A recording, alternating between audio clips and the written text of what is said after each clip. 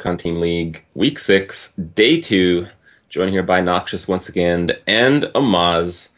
How's it going? Doing fine.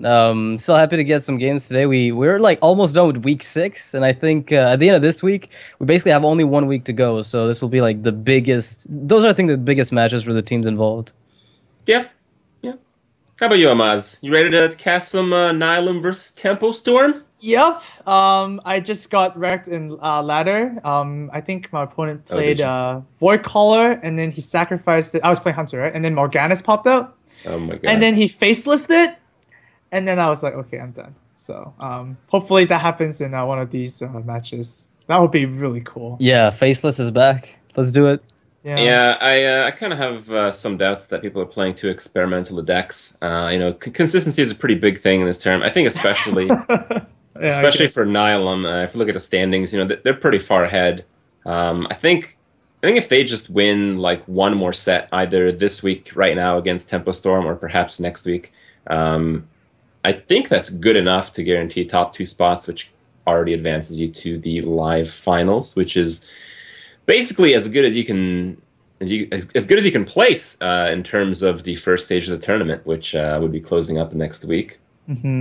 Yeah, I guess in a $250,000 tournament, you would prefer consistency over experimental decks. Even though it could be tell good stories, be really cool, you still want to win this. The title is worth it.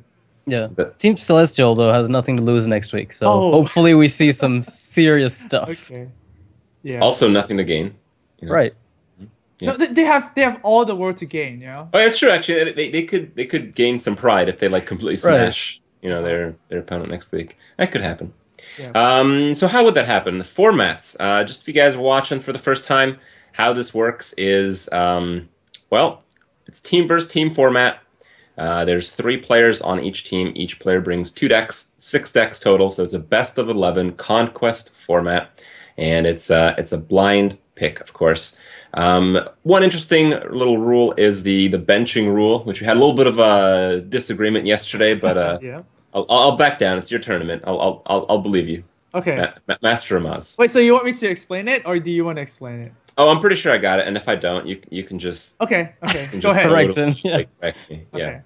All right. So the bench rule is if a player loses twice in a row, someone else on his team has to win before they can play again. Yes, that's exactly perfect. It. Very nice. Oh man. Yep. Okay, that's really nice. That's exactly it. Flawless. Flawless. All right. So as you guys saw, as far as the standings, doesn't really matter that much if Nihilum loses. They're still in a really good position, but it's a pretty big win if Tempo Storm gets it. It will be their 4th point. So pretty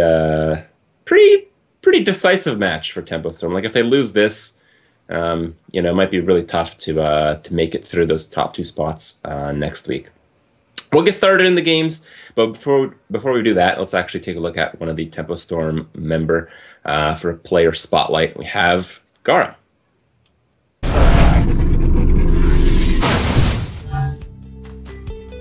Hello everyone, I'm Gara. I'm from Team Tempo Storm. I'm there from the very beginning. I'm the most known to be a Hunter player, I think, and a slow control player. My first popular deck was Ramp Druid, with which I won the first DreamHack. I think it's like a very interesting format. I think it favors teams that have players with similar playstyles.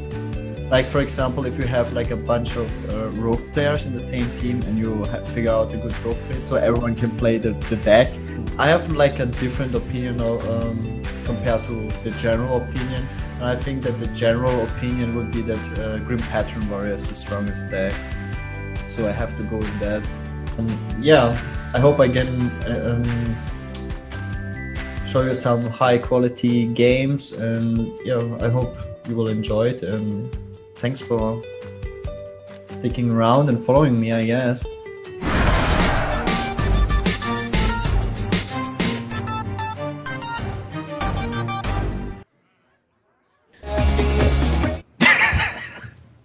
Oh, okay, we're back. How about that? Yep. All right, guys.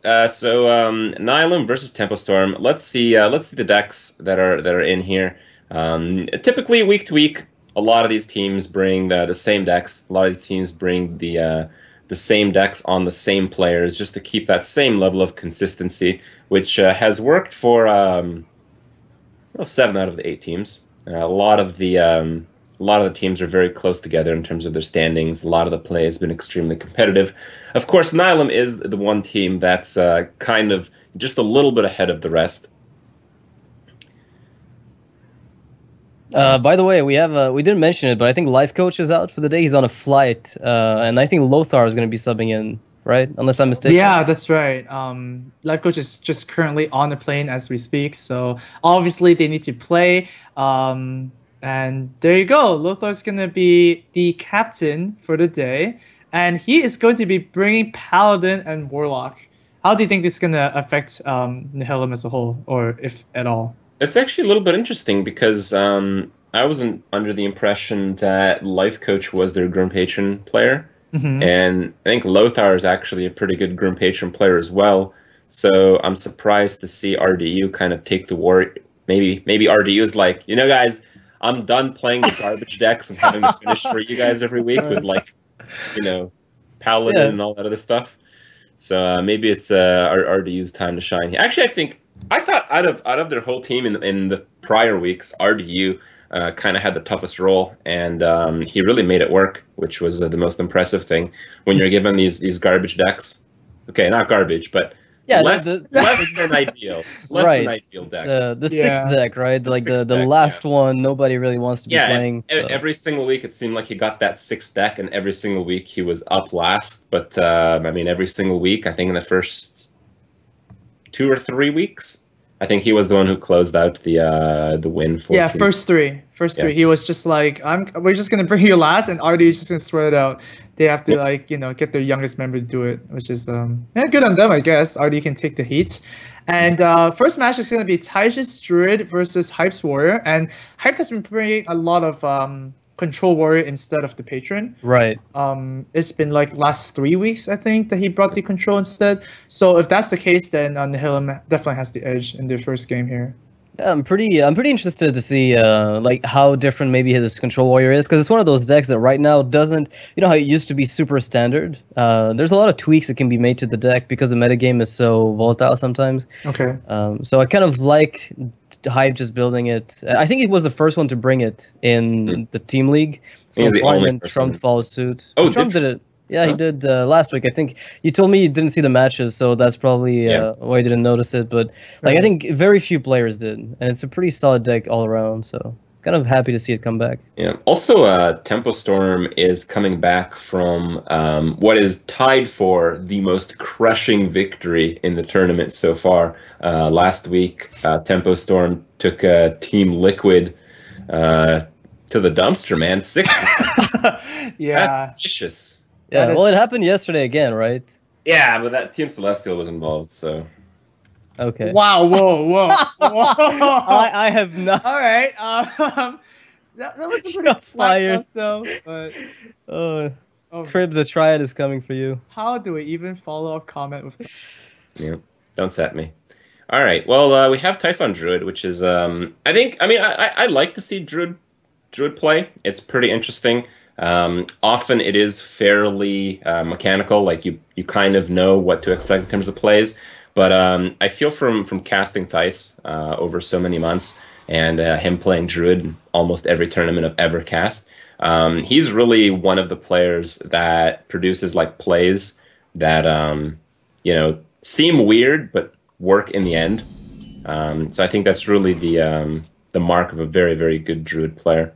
Yeah, well, that's kind of how I think he got popular in the first place. Like his first appearances back in 2014, like in the VGVN, I think, and the G2A Hearthstone Masters, I think he played a lot of Druid in those cases. So he's been playing that class very consistently for as long as he's been in Hearthstone, basically.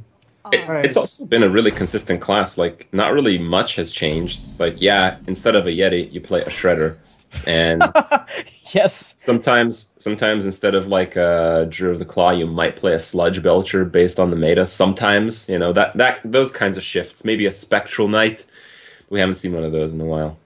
Yeah, actually, for the Archon team like specifically, I think people have been staying away from Druid quite a bit. It's been performing really, really terrible. So even though you say it's a very consistent class, maybe it's just like different, like for ladder and stuff like that. It has really good matchups such as like Handlock and like, you know, Control Warrior, but everything else is just like you're coming from behind. We actually have like secret stats that we're tracking, and Druid actually only has a 33% win rate across all league games. Thais has like 60 plus, I think, with Druid in the league so far. Like, Thais is the only player who seems to be doing very well with it. Oh, okay. And with the rough start like he's got right now, like no interface, no wild growth, and a pretty clunky hand, he's gonna have to find, I think, a lot better than this to maybe keep up the win rate. Well, what I meant by that is Thais just brings Druid to like every single tournament. That aspect of Thais is consistent, but yeah, of course, we've talked about how Druid has kind of fallen quite a bit in the tournament so far. Mm-hmm. Well, here it's kind of interesting. If Thais expects its patron, you can actually just throw down the BGH. There's actually no targets, but then obviously Hype playing so much control warrior, he's just gonna keep it and save it for later. Hype's actually, I think, second best win ratio right now in the tournament. I think he's either 9-3 or 10-3, and it's basically the difference between him and first place, who's Kibler, is he has 1 extra loss. Okay, so if Hype actually wins 2-0 here and Kibler might falter a little bit, then Hype actually might take over the Master of Duels title for an That'd be pretty crazy. That would be pretty crazy. Yeah, this is looking not too bad for Hype as well. And we didn't really mention that, but Hype brought Patron this time around as opposed to Control Warrior, which he's been doing throughout the league. A little bit of an interesting note there. I guess the game plan right now for Thais is to kind of bait out the execute so that the Ancient of War kind of sticks there.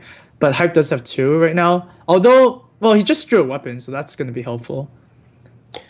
Yeah, I mean the big information here is that no Mission Venter. I don't think I've ever seen that card in Control Warrior. No. And it is standard in almost every single Grim Patron list. Right. So Hyped having to play that, and it seems like a decent turn 4 play. But I think both players are well aware that Hype is expected to play Control Warrior here, and now Thais knows what's going on. Yep. It's a very strong thing as well, you know, to just shuffle up your game once in a while, especially if you master both archetypes. You know, if you're very good at both, then you can actually afford doing so. And Hyped has played Control Warrior in the past. It's not the class that associate the most with him, but he's a very good all-around player. So, and I think I think just being so good at Rogue and Mage means that you have to have a good understanding of Warrior as a whole to really compete with them when they show up. Because that's pretty much what we pin him on overall. Alright, so 1 execute is used. Thais feels a little bit more, you know, safe with his Ancient of War. And, oh, Harrison Jones is a very good pickup there. So probably a silence on the Acolyte. You don't want the Patron Warrior to draw too much. Yeah. Man, double Wild Growth. That is pretty sad. A lot of excess mana in his near future. Actually, would you consider just going for it? Going for double Wild Growth? Well, you have to keep her first, so maybe you do it next turn to set up a combo because you've got the Savage Wars with the Force of Nature. So there's a possibility. You don't have a good turn here. Like just keep her on Acolyte is not particularly good. So if you do double Wild Growth, you can do Ancient of War next turn, and then you can do combo the turn after. Wow, I guess that's what he's gonna go with. Job's done. Alright, so he's waiting for the weapon. Oh man, not silencing that Acolyte is something you're just very unhappy about. Just cross your fingers. Yeah. I don't mind it though. Like it's such a weak play. I mean, you just continue to lose, and Druid in a losing position is very bad. Yeah, I guess. But at the same time, like Keeper is the only real target for Keeper is the Acolyte, anyways. So I guess the bigger reason to do the Wild Growth is to play the Ancient of War, since you just saw an execute. You know, now that I think of it, the target for Keeper could be a weakened Grim Patron, since Druid has so few ways to kill off the Patrons once they spawn. Okay. Being able to deal 2 damage to one of them that took only 1 Whirlwind might be enough. Well, Despite is equipped here, Harrison looks pretty juicy, but then obviously the Acolyte is going to get a little bit of value. Nice with the shade, shade, though. with the shade, it's probably going to be Harrison. Yeah, that makes it a bit more decisive. Yeah. Yeah. What else anyway? Like it would be pretty much the same play. You're not playing Ancient of War into this, or would you? No. No, but I mean, like, if you didn't pick up the shade here, you would still go for Harrison Jones, right? I think Noxious actually has a point. You already saw one execute, and you haven't seen like any card draw besides the Gnomish. Okay. So the chance he has the second execute is really low. I think he actually is considering the Ancient of War right now. Well, actually, a lot of things punish you, right? Taskmaster Rage on the Acolyte would be so punishing because the weapon deals 5, and Acolyte's 3 and the 2/4, right? So wow, he does not play. want to give his opponent the card draw from the Acolyte, and he thinks he can get away with waiting one turn before the Death Bite because he doesn't expect Patrons to come out right now, and if they do, he's got the Force of Nature Savage Roar to deal with them. Oh wow! Okay. What a top deck! Let's do that instead. That's kind of like bad though because rather than do the Grim Patron in Battle Rage, instead he's going to probably play the Emperor Tharson, and he's going to get punished because he's going to lose his Death Spite. Or otherwise it would have actually worked. Oh yeah, that's true. But so do you go for the card draw anyways, and then play Emperor next turn so that you have a lot of cards to discount instead? I don't know. It just looks so like you got 3 and some card draw worth of combo pieces. It just looks so juicy. Yeah, I would probably pick it up because I mean, you can still get Emperor with Farthing Berserker value a bit later, and the 2 Patrons on their own are going to be annoying enough for the Druid to handle. 4 cards for Battle Rage right now. That seems like a lot. Oh, is he going to take just the 3? Oh. Or not even? Alright. He go somewhere in between. So does lose the Death Bite, but plays Emperor instead. That's pretty sweet. So now he's not vulnerable to weapon hate. But the thing is, he doesn't expect it anyway. Since Thais, he thinks, would have probably already played it if there were some. Why did Hype do that? Is that one of those unhappy moments? No, he's pumped up. You just have to get up. His adrenaline is like rushing, man. He just needs to get up and spend some of that energy. Yeah, that's exactly it. All right. Well, Druid of the Claw, Savage Roar does clear here. That's not too bad.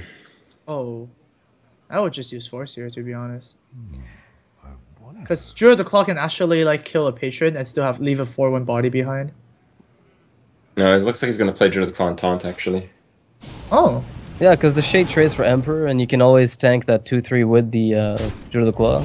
Okay, makes sense. Or you can attack it as a 4/4, I guess. It also might even soak up and execute, right? Right, and that's what you're hoping for, since you've got the Ancient of War, as we mentioned earlier. Alright. Oh god. Ooh. Good thing there's no Whirlwind effect for Hyped, because Thais would be just blown out of the water here. Well, there might be. I think he's casting at least 1 Battle Rage this turn. Oh, definitely. Alright, goes for the cheaper one first. Uh-oh.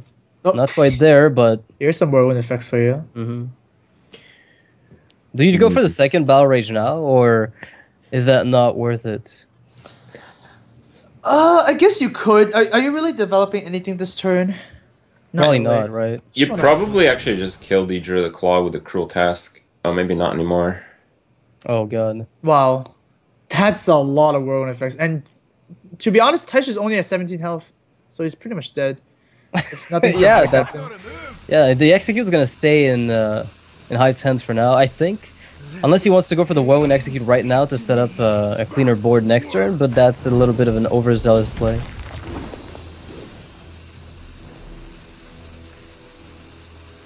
Does he do the Execute play? No. No, wow. He decides he's gonna get better value out of having more minions on the board next turn and executing then with the Frothing. This is where Thais is likely to make a play that we're not going to see.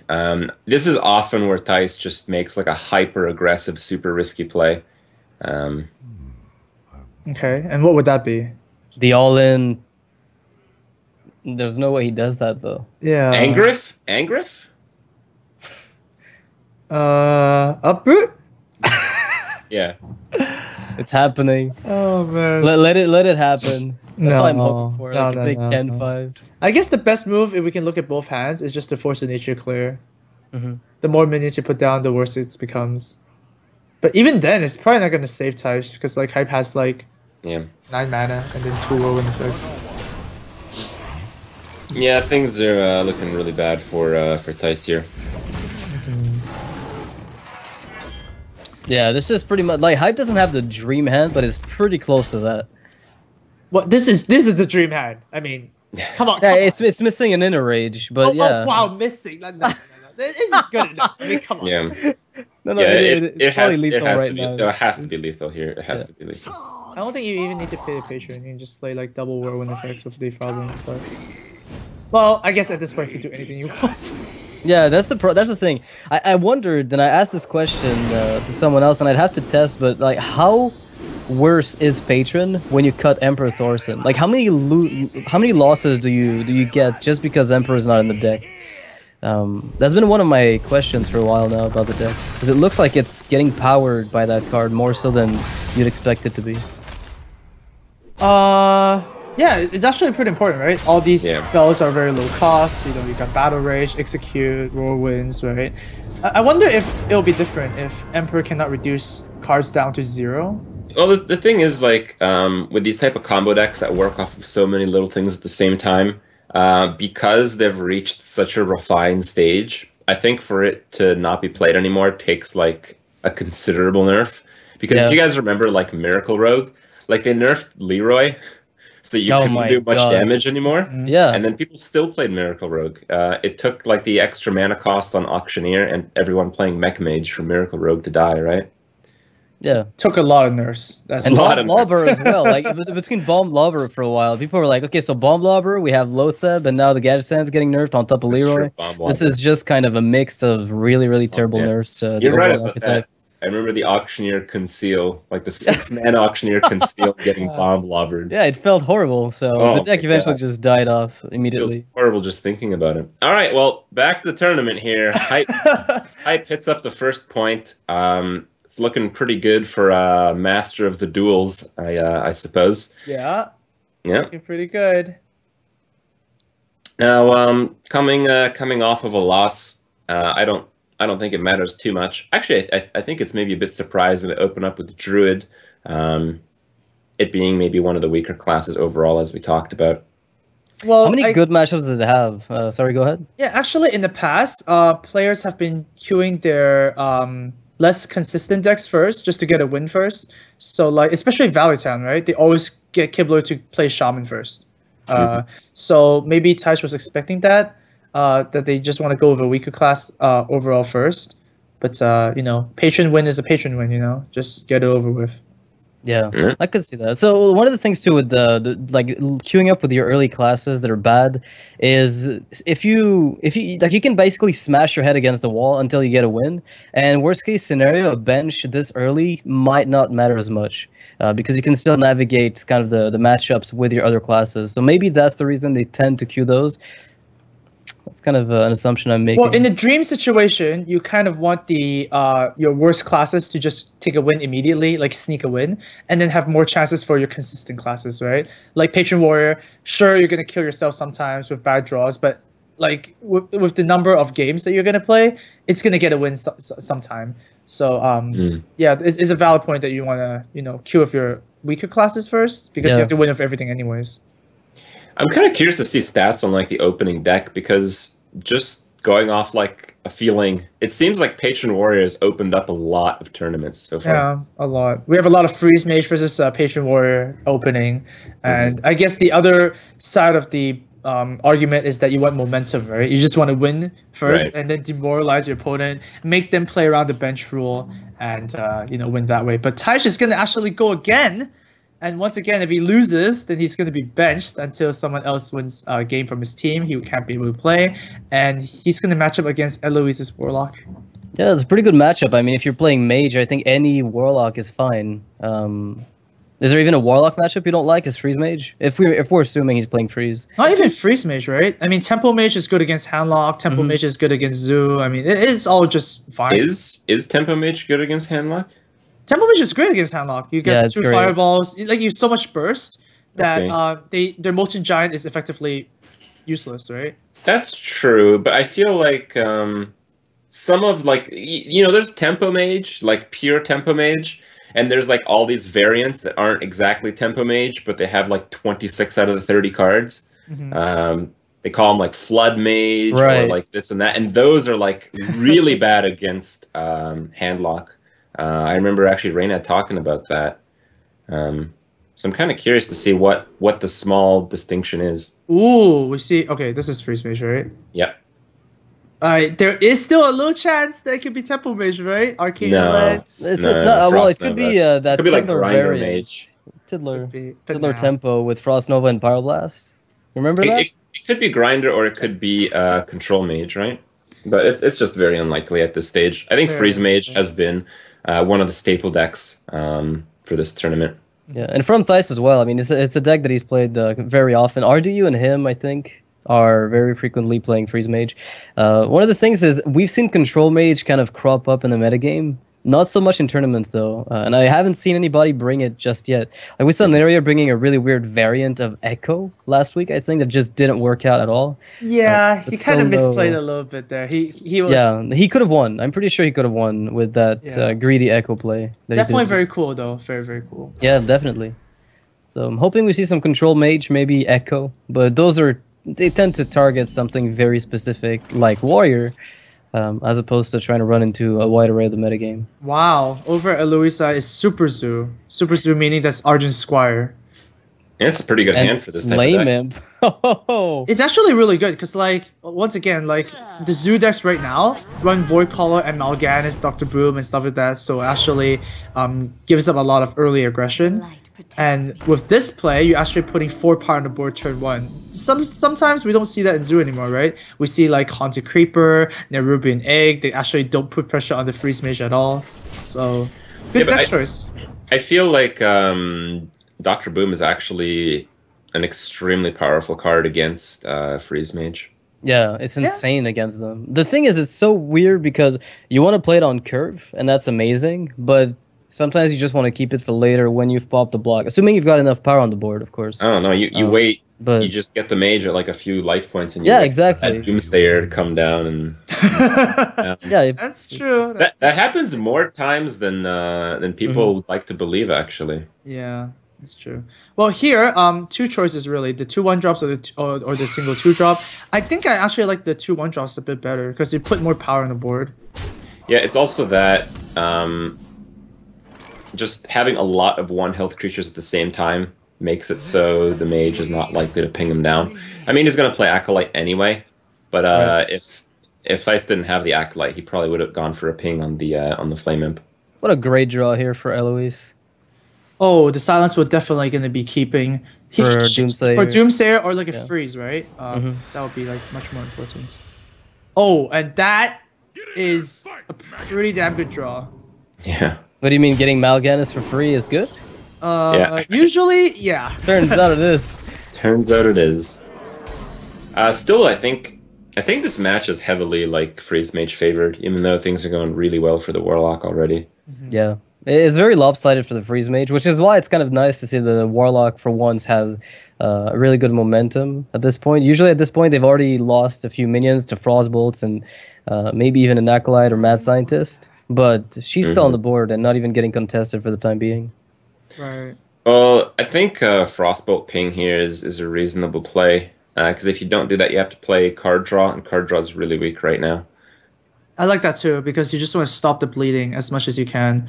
Oh, wow. Just going to go for the card draw. Okay. Thijs just feels safe. He's like, whatever, I've got Ice Barrier and Healbot. That's 16 extra health. Good luck with that, Zoo. But if any deck can put together enough recurring damage, I think it's Zoo. Do you choose to deal with this Acolyte? I think you kind of want to do that. You might sack the Imp since you basically have nothing else to do with it, and it's likely to die very soon. Sure. And you can play just the Void Caller. Yeah. Yeah, your Void Caller is not likely to die.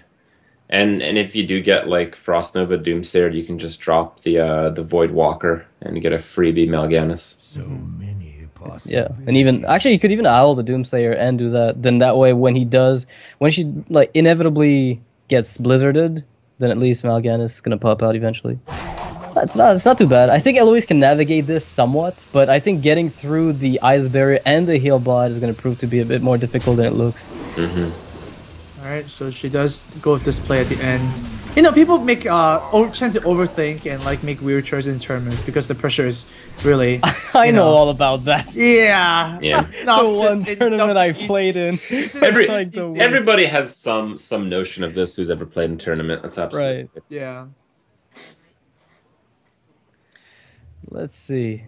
Well, you can use Archon Intellect. You'll be at 10 cards next turn. Yeah, but I guess it's like a delicate balance of juggling card draw with life total, I guess. Your opponent could have some Power Overwhelmings and Doom Guards. Yeah. And as long as you play around the more frequent ones, I mean, obviously you don't expect like Power Overwhelming, double abusive or something like that. You just have no way of clearing this board, so I feel like drawing is kind of necessary. I mean, the other play would probably be the Ice Barrier and pinging down the 2/1. Oh, that's a good card.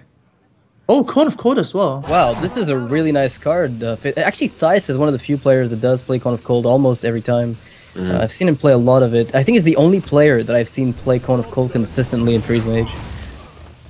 Yeah, I think Firebat plays a little bit of Cone of Cold, but not every week in Archon Team League, at least.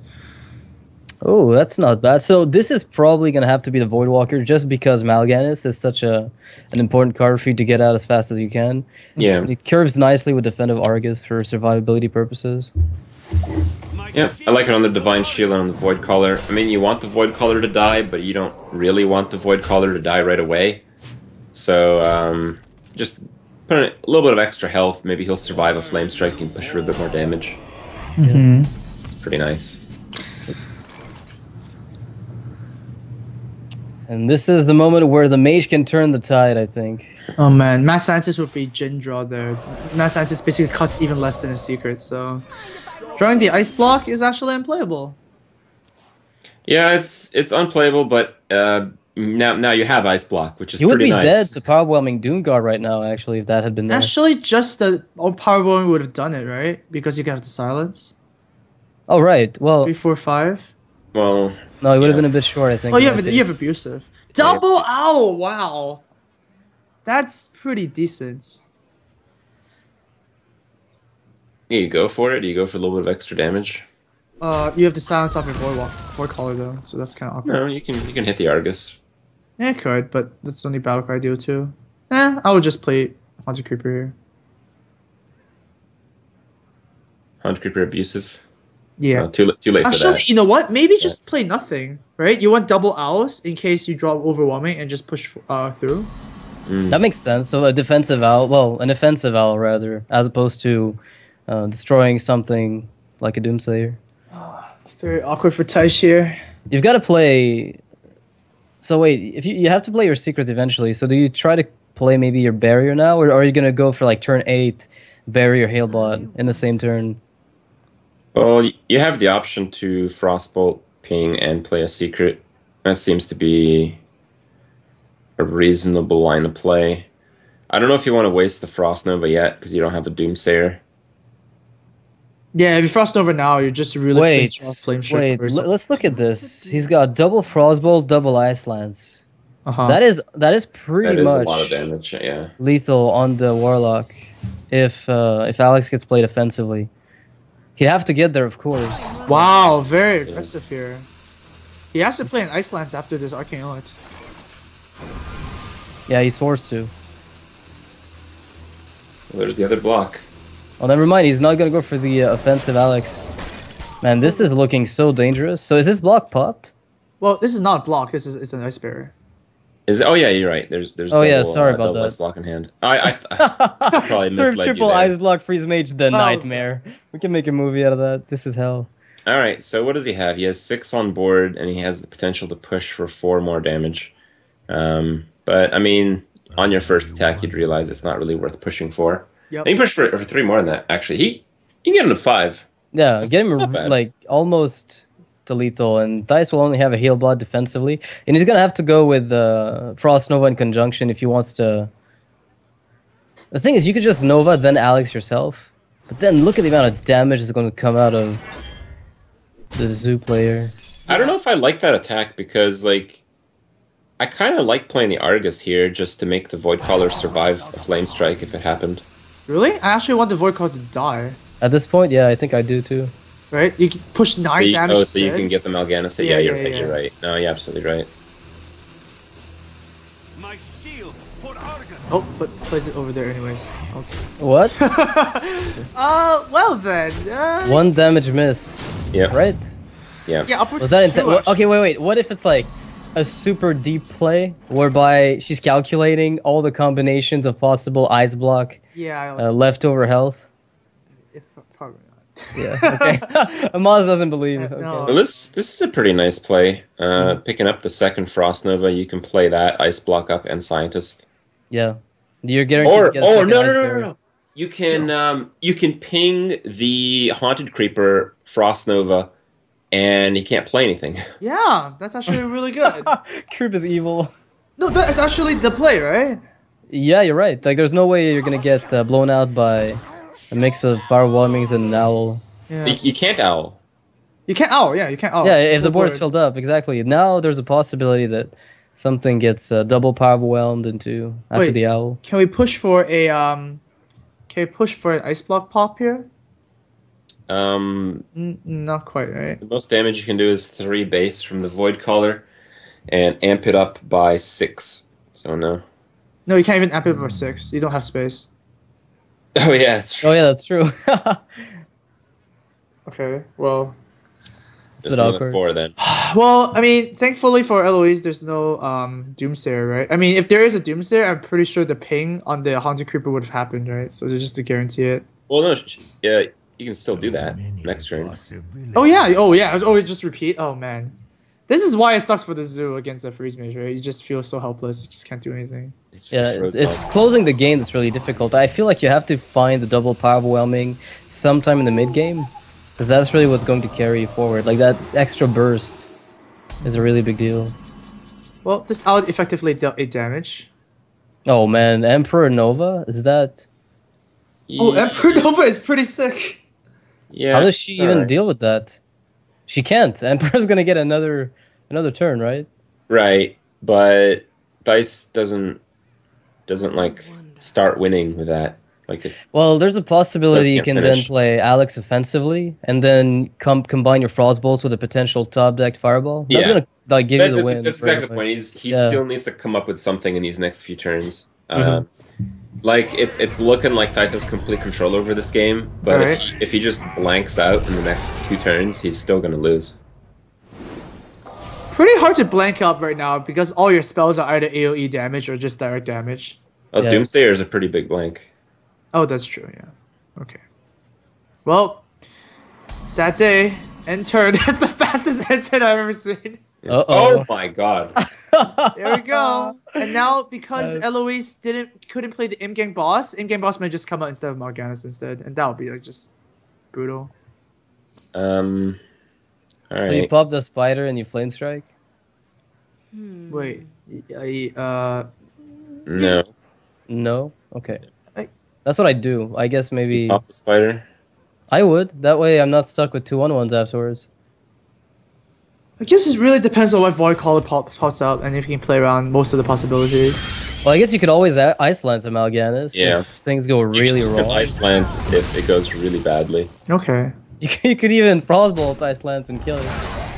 Oh, there we go. I like the Frostful Ice Lance actually. Frostbolt. Oh, that's actually really good. Yeah. Poor Mal'Ganis did nothing. I am a turtle. If Yeah. you're well, gonna Ice Lance it, just Frostbolting only costs you 3 more damage, and you push for 5 with the Emperor. So it's it's clearly the best play here.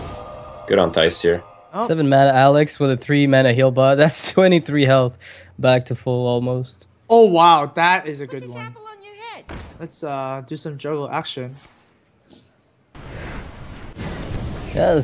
2 is not that good. No way. So I was having the discussion, by the way, about about implosion. You know how it's been said that, oh, there's too much variance. If it were 3 damage, 3 imps, would it be too powerful? Because it's too consistent. That's something because people have said, it should deal. If it deals 4, it should summon 2. If it deals 2, it should summon 4. And whatever. But if it dealt 3/3, would it be just too consistently good? Well, three damage is worth 2 mana, so it's like 2 mana to pop 3/1/1s. So no, actually, I think it's like pretty fair. I think 3 is pretty fair. The fact that the demons actually makes it a little bit OP. Wow, that's over. It looks over for the Zoo player, yeah. So not exactly lethal yet, but yeah. just give it Alex for 1 damage and. No. You just fireball frostbolt and just disable your opponent to tap, and you have an ice block up. So just why don't you Alistraza? You already have an ice block up, and your next ice block costs 1 mana. Just Alistraza for 1 damage, put pressure on the board. What? Oh. Yeah. And then you can still frostbolt face. Like he still can't tap, and you have an 8/8. And even anti-Killbot is fine, to be honest.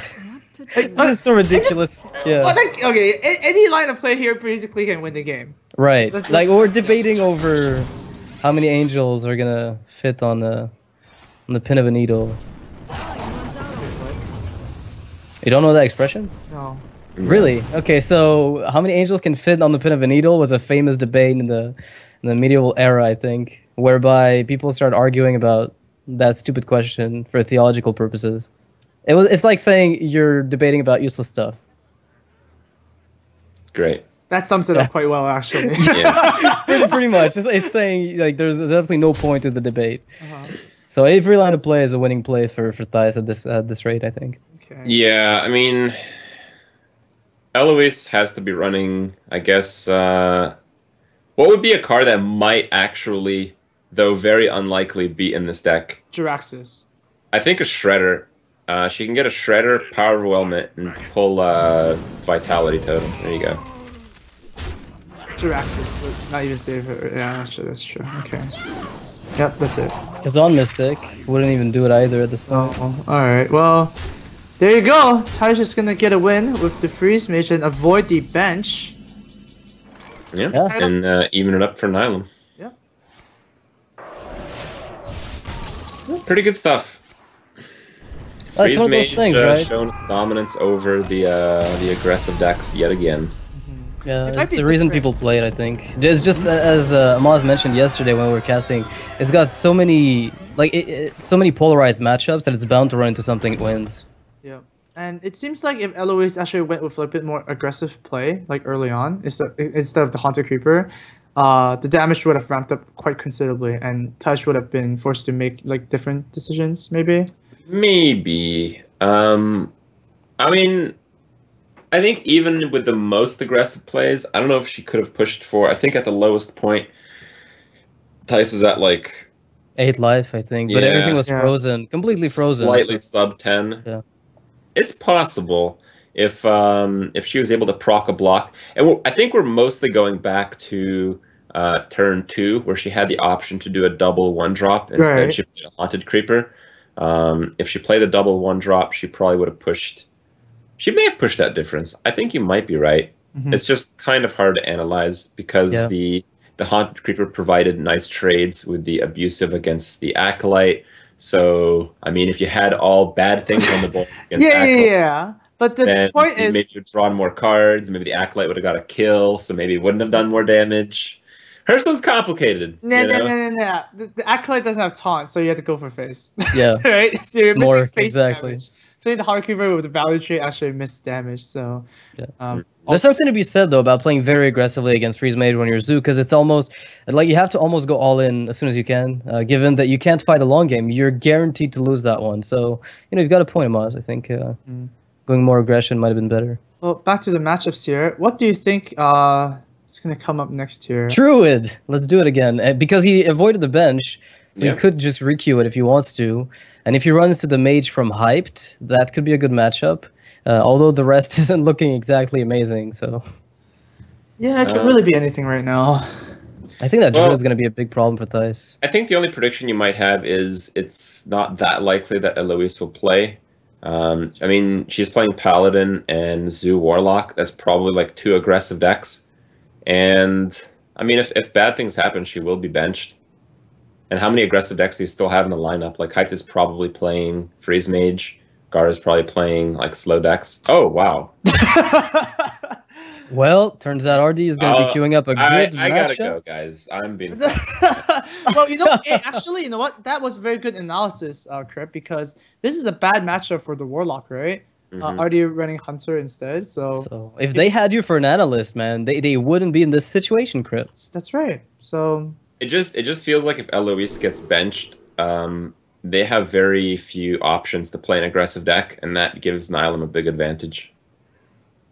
Yeah, that's right. But then you might be saying that, oh, because Nihilum thinks or Nihilum thinks that, you know, Temple Storm is not going to bring down Eloise, then they might just do like a double mind games. Yeah, but the thing is, Gara was playing Hunter, so they could have played an aggressive deck here without playing Eloise. That's true. Oh yeah, in that case, that makes sense. Sure. Double quick shot Hunter for RDU. Interesting. We saw him in one of the weeks play double Hunter's Mark against Trump, and Trump was super surprised. Oh man! When he thought that double Molten Giants taunted up were like just safe. And, nope. Generally, you think that. Yeah. I mean, it seems like a good assumption. Yeah, Trump had a good line of thought. Right? Yeah. From the sound of it. Okay. Can't disagree with that.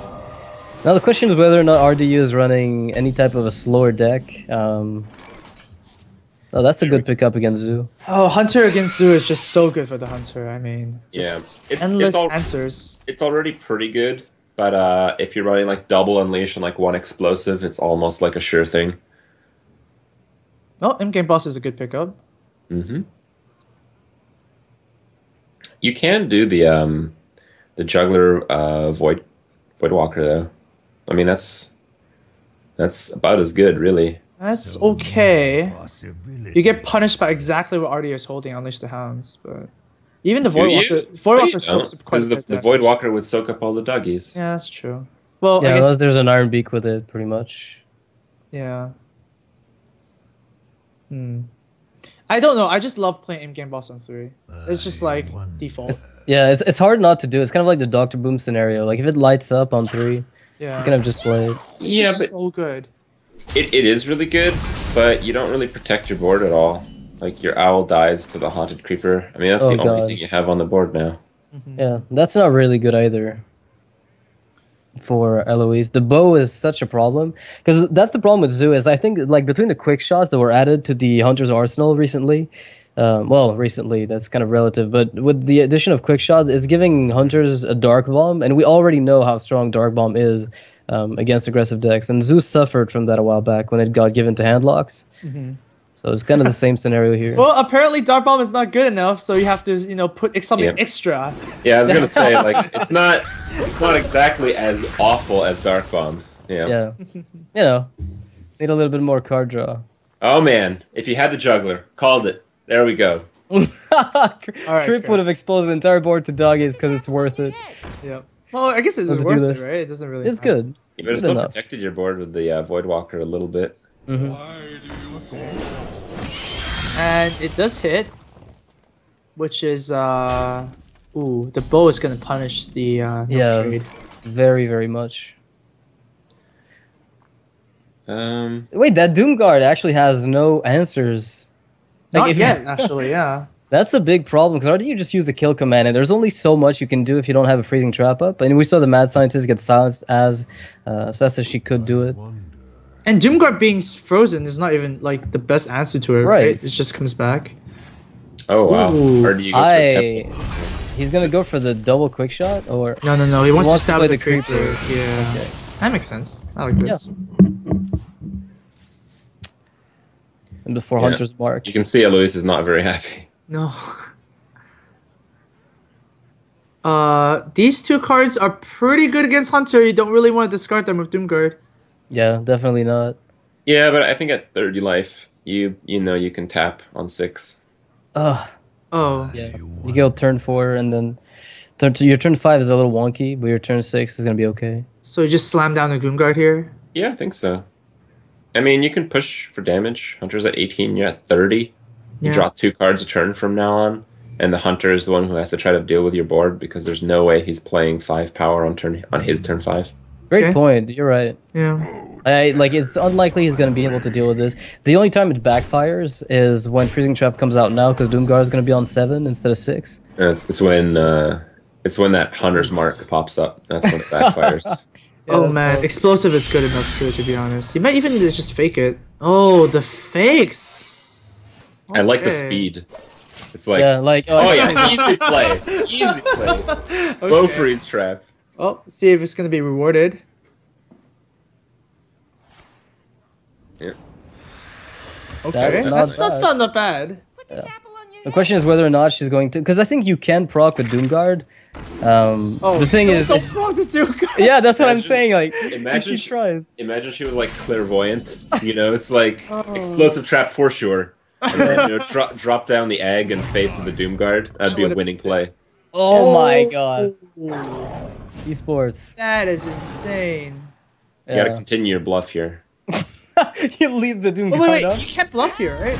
You have to pop the egg and then kill the 4/4 with your hounds if you want to keep the bluff up. Otherwise, like Abusive Sergeant comes up and then it doesn't look like you're really You're bluffing. doing this move because it's just the best move, but you can't really bluff because it's. Oh, clairvoyant, noxious. Look at that. Oh my god. Okay.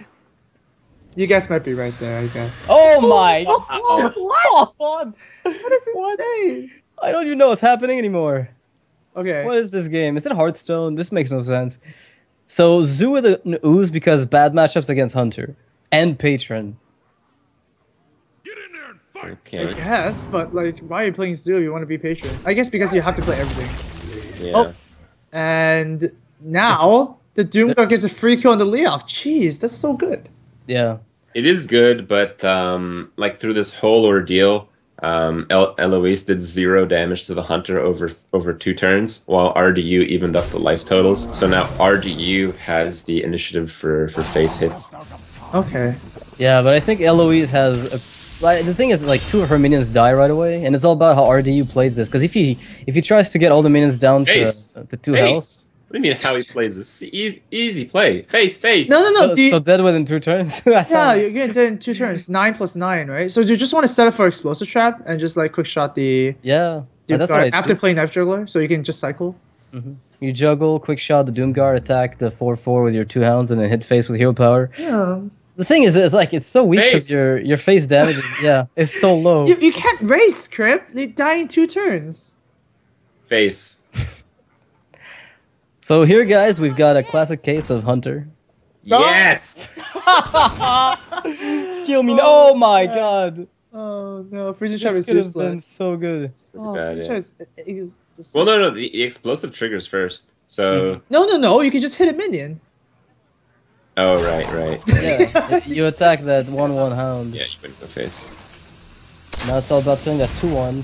But when you've got explosive, I guess you don't care. It's gonna kill the juggler anyway, and you're just trying to race. What is RDU's favorite top deck at this point? Oh, Well, never mind. There might not be a top deck. That's pretty nice. that is insane. How much damage is that? So he's got 9 plus another 7 if he wants it. Oh yeah, you want it. He's 2 damage off of lethal though, and then he can't tap. You could if you're a baller. Yeah, you can get the other power overwhelm or a Doomguard or an abusive. So there's 3 outs, I guess. Or- an Argus, yeah. Argus would win too, yeah. Direwolf if you play it. Well, she was playing the Argent Squires. Those are really good with Direwolf, so there might be one in there. Right. Tap it. No, it's too late now. No, it's never too. It's not too late. It's never too late, says Amaz. Too late. Right? We can split tap here. The question is, what killed you then that doesn't kill you now? If you were gonna tap, you should have done it earlier. That's true. Yeah. Well, I guess you're stuck with this hand then. So she's gonna win next turn if things go well. I think that's a pretty decent play, but Oh no! that is not at Terrible. all. Wait, actually, She doesn't win yet. no. It's a win, right? No, not yet. Freezing Trap denies Freezing it. Trap bounces it back, and then you just Yeah. play it. Oh my god. No, That's it's a win. right. It's a win. Yeah, right? you're right. You get 2 attacks from the. Oh yeah, the Doomguard costs Doomguard. 7. You're right. Yeah. Unfortunately, Eloise. And yeah, that's right. Okay. Yeah. Yeah, you're right. At 7 mana, it was fine. Yeah, there was some opportunity to screw that up, but it was not taken, fortunately. No. Yeah, good thing I wasn't playing that hand because I think I would have autopiloted it to like just missing lethal and be like, yeah, hunters suck. Well, I guess Morganis would have just won the game as well, right? Kind of. I would have played Mal'Ganis. I would have probably won with that, but yeah, I would have missed lethal too early. Oh, seems like Eloise did win after all. And yes. The analysis kind of backfired again. No, it's Hearthstone. You play the odds, and I think the matchups favored the hunter. So. That definitely does. Yeah. In the words of RDU, you know, sometimes you don't draw with the cards you need, and then even the best matchups can end up in a loss. Mm. Yeah, you can't do too much sometimes. Yeah. And now Nihilum gets to throw in their next class. What will they do? Yep. Do you throw Lothar in the ring? Has the time come? In the ring. Wait, so there's a freeze mage from Temple Storm, and you know it's starting to narrow down. Like you really want to target the freeze mage with your druid, is my guess. Like there's really no matchup in there that you want to pick up as Theiss, then hides freeze mage. Yeah. Well, yesterday we talked about the advantageous position of having one win on each of your 3 players. So maybe it's Gar's time to shine here from Tempo Storm. Yeah, so maybe. do you play? What do you play to counter that? Paladin from Lothar? Just throw that in and maybe. Can you counter it? Like I don't think Gar is running Mech Shaman, is he? He does run mid-range Shaman quite a bit. Yeah. So we'll have to see. He's playing like perhaps polarized decks. He might be playing like an aggressive hunter and mid-range shaman. So you can't. I mean, it is the range that those 2 decks cover is just basically everything. So you can't really play into that if you think Gara is going to play. I think we're still at the stage where you just throw out a deck right now. Okay. Well, what about Hunter from RDU? Like at worst, it's a coin flip, so you just try that again, like really? against Gara, isn't it? You want to perhaps bench your patron warrior? Oh, that's never good. You know what, Crip? You know what, Crip? No. Yeah. Well, the freeze mage would be against Druid though. You'd be okay with that. But Tysus Druid is more of the Ancient of War style. Well, no, it runs. I think a lot of Druids nowadays, even the they just mid-range ones, just sprinkle it in. Right. Yeah, they just get a little bit more time to get their combo pieces with that card in the deck. Yeah, still double combo though, but then losing the shade early on, you know. Yeah, he's playing 1 shade, 1 ancient, I think, from what we saw last game. Right. So yeah, it's splitting between the 2 poles of what the deck usually does. Wow, same guys again. Druid versus Paladin. Okay.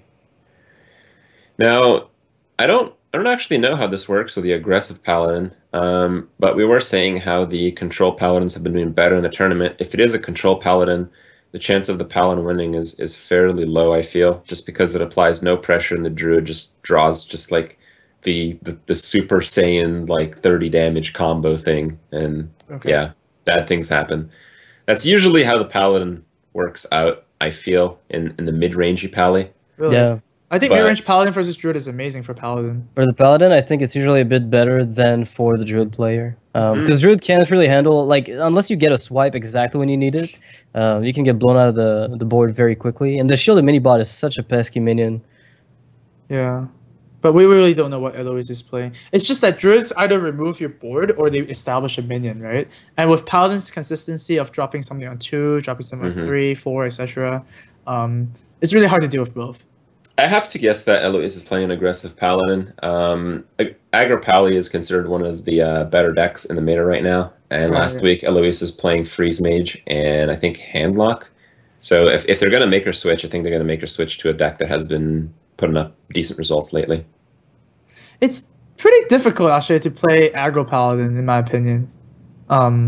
It's pretty what? Sorry. It's pretty difficult because you have to be counting a lot, right? You only have like X amount of damage, and you know you got to get those silences at the right time, and sometimes you don't even play Consecrate, right? So there's a lot of like deck choice decision when you actually pilot that deck. Yeah, but it's kind of funny to see that it's like I think at the moment it's in one of the better spots metagame wise than it's ever been. Like, you know, it used to be a deck that was mostly you know, an early season grinder. Like, you'd take that to grind the ladder non-stop, but now it actually counters a few decks very effectively. So I wonder if we'll see improvements to the deck further down the line with the new cards that are coming out. There's a possibility for that deck to still stay alive.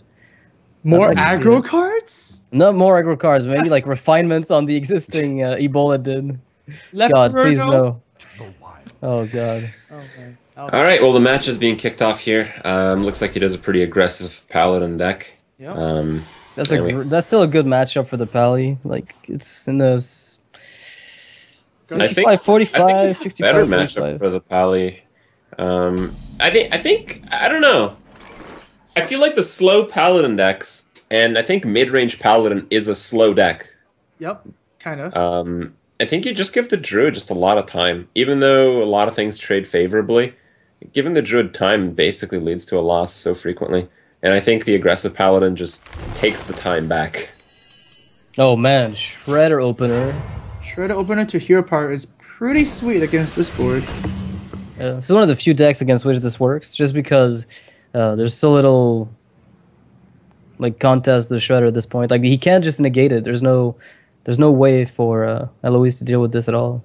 Oh yeah, there is. Face. Always the face.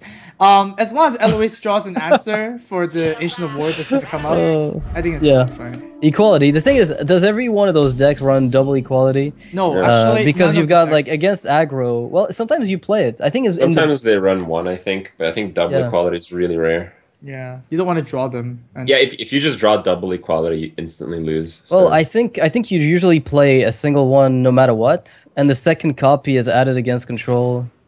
Like, if you're expecting to face off against control decks. Yeah. Okay. But it's a bit of a... I think the deck is still in its refinement stage. Like, a lot of people have come up with a list that works very well, but it's still not completely set in stone, and that's a nice card to see. Yeah, even with weird cards like Onion Protector, you don't see it in every single aggressive Paladin list, right? Yeah, not at all, actually. It's very unusual. Like, even when you tech it against aggro, you still don't see it too often. I still don't think you play it, though, because you don't really want to play your deckhand here, do you? Oh, I guess you do. Anything that puts power on the board is a play. And they can go face for more damage. Now, and why then you is have it another... Oh, no. Yo, we're right. This is the best play, because, like, what's the chance your Lepronome loses Divine Shield? It's basically 0. So if your Lepronome keeps a Divine Shield, then your King's plays. Well, it's losing Divine Shield. This King's is going nowhere. It's still not gonna lose Divine Shield. You're gonna play the Shade. Yeah, no, it's gonna lose the Divine Shield by attacking. Yeah, that's true. Oh wow, what a sick outcome for Thijs here. Oh, never mind that. But then no, you have to keep the Owl for the Ancient of War and the Belcher that's gonna come. So you can't. Oh my god, this is not the type of deck that you keep cards. I don't believe. Yeah, you wanted to get that Divine Favor out ASAP. So you punch face and you hope there's no answer. If there's a swipe, then so be it. What can you do? Oh man, that Nortron was so clutch. You know, something like 6 health Todd would have been better than Nortron, right? You could just have cleared it and push for 2 damage instead. Right. Just go face here for sure. Okay. You could kill the Noyotron if you think there's a swipe, but no. That way your Divine Shield stays safe. There's no way you... Oh. Yeah, because your Divine Shield, you're at least going to keep one of the minions as Divine Shielded if there's a swipe. And then you have a target for Kings.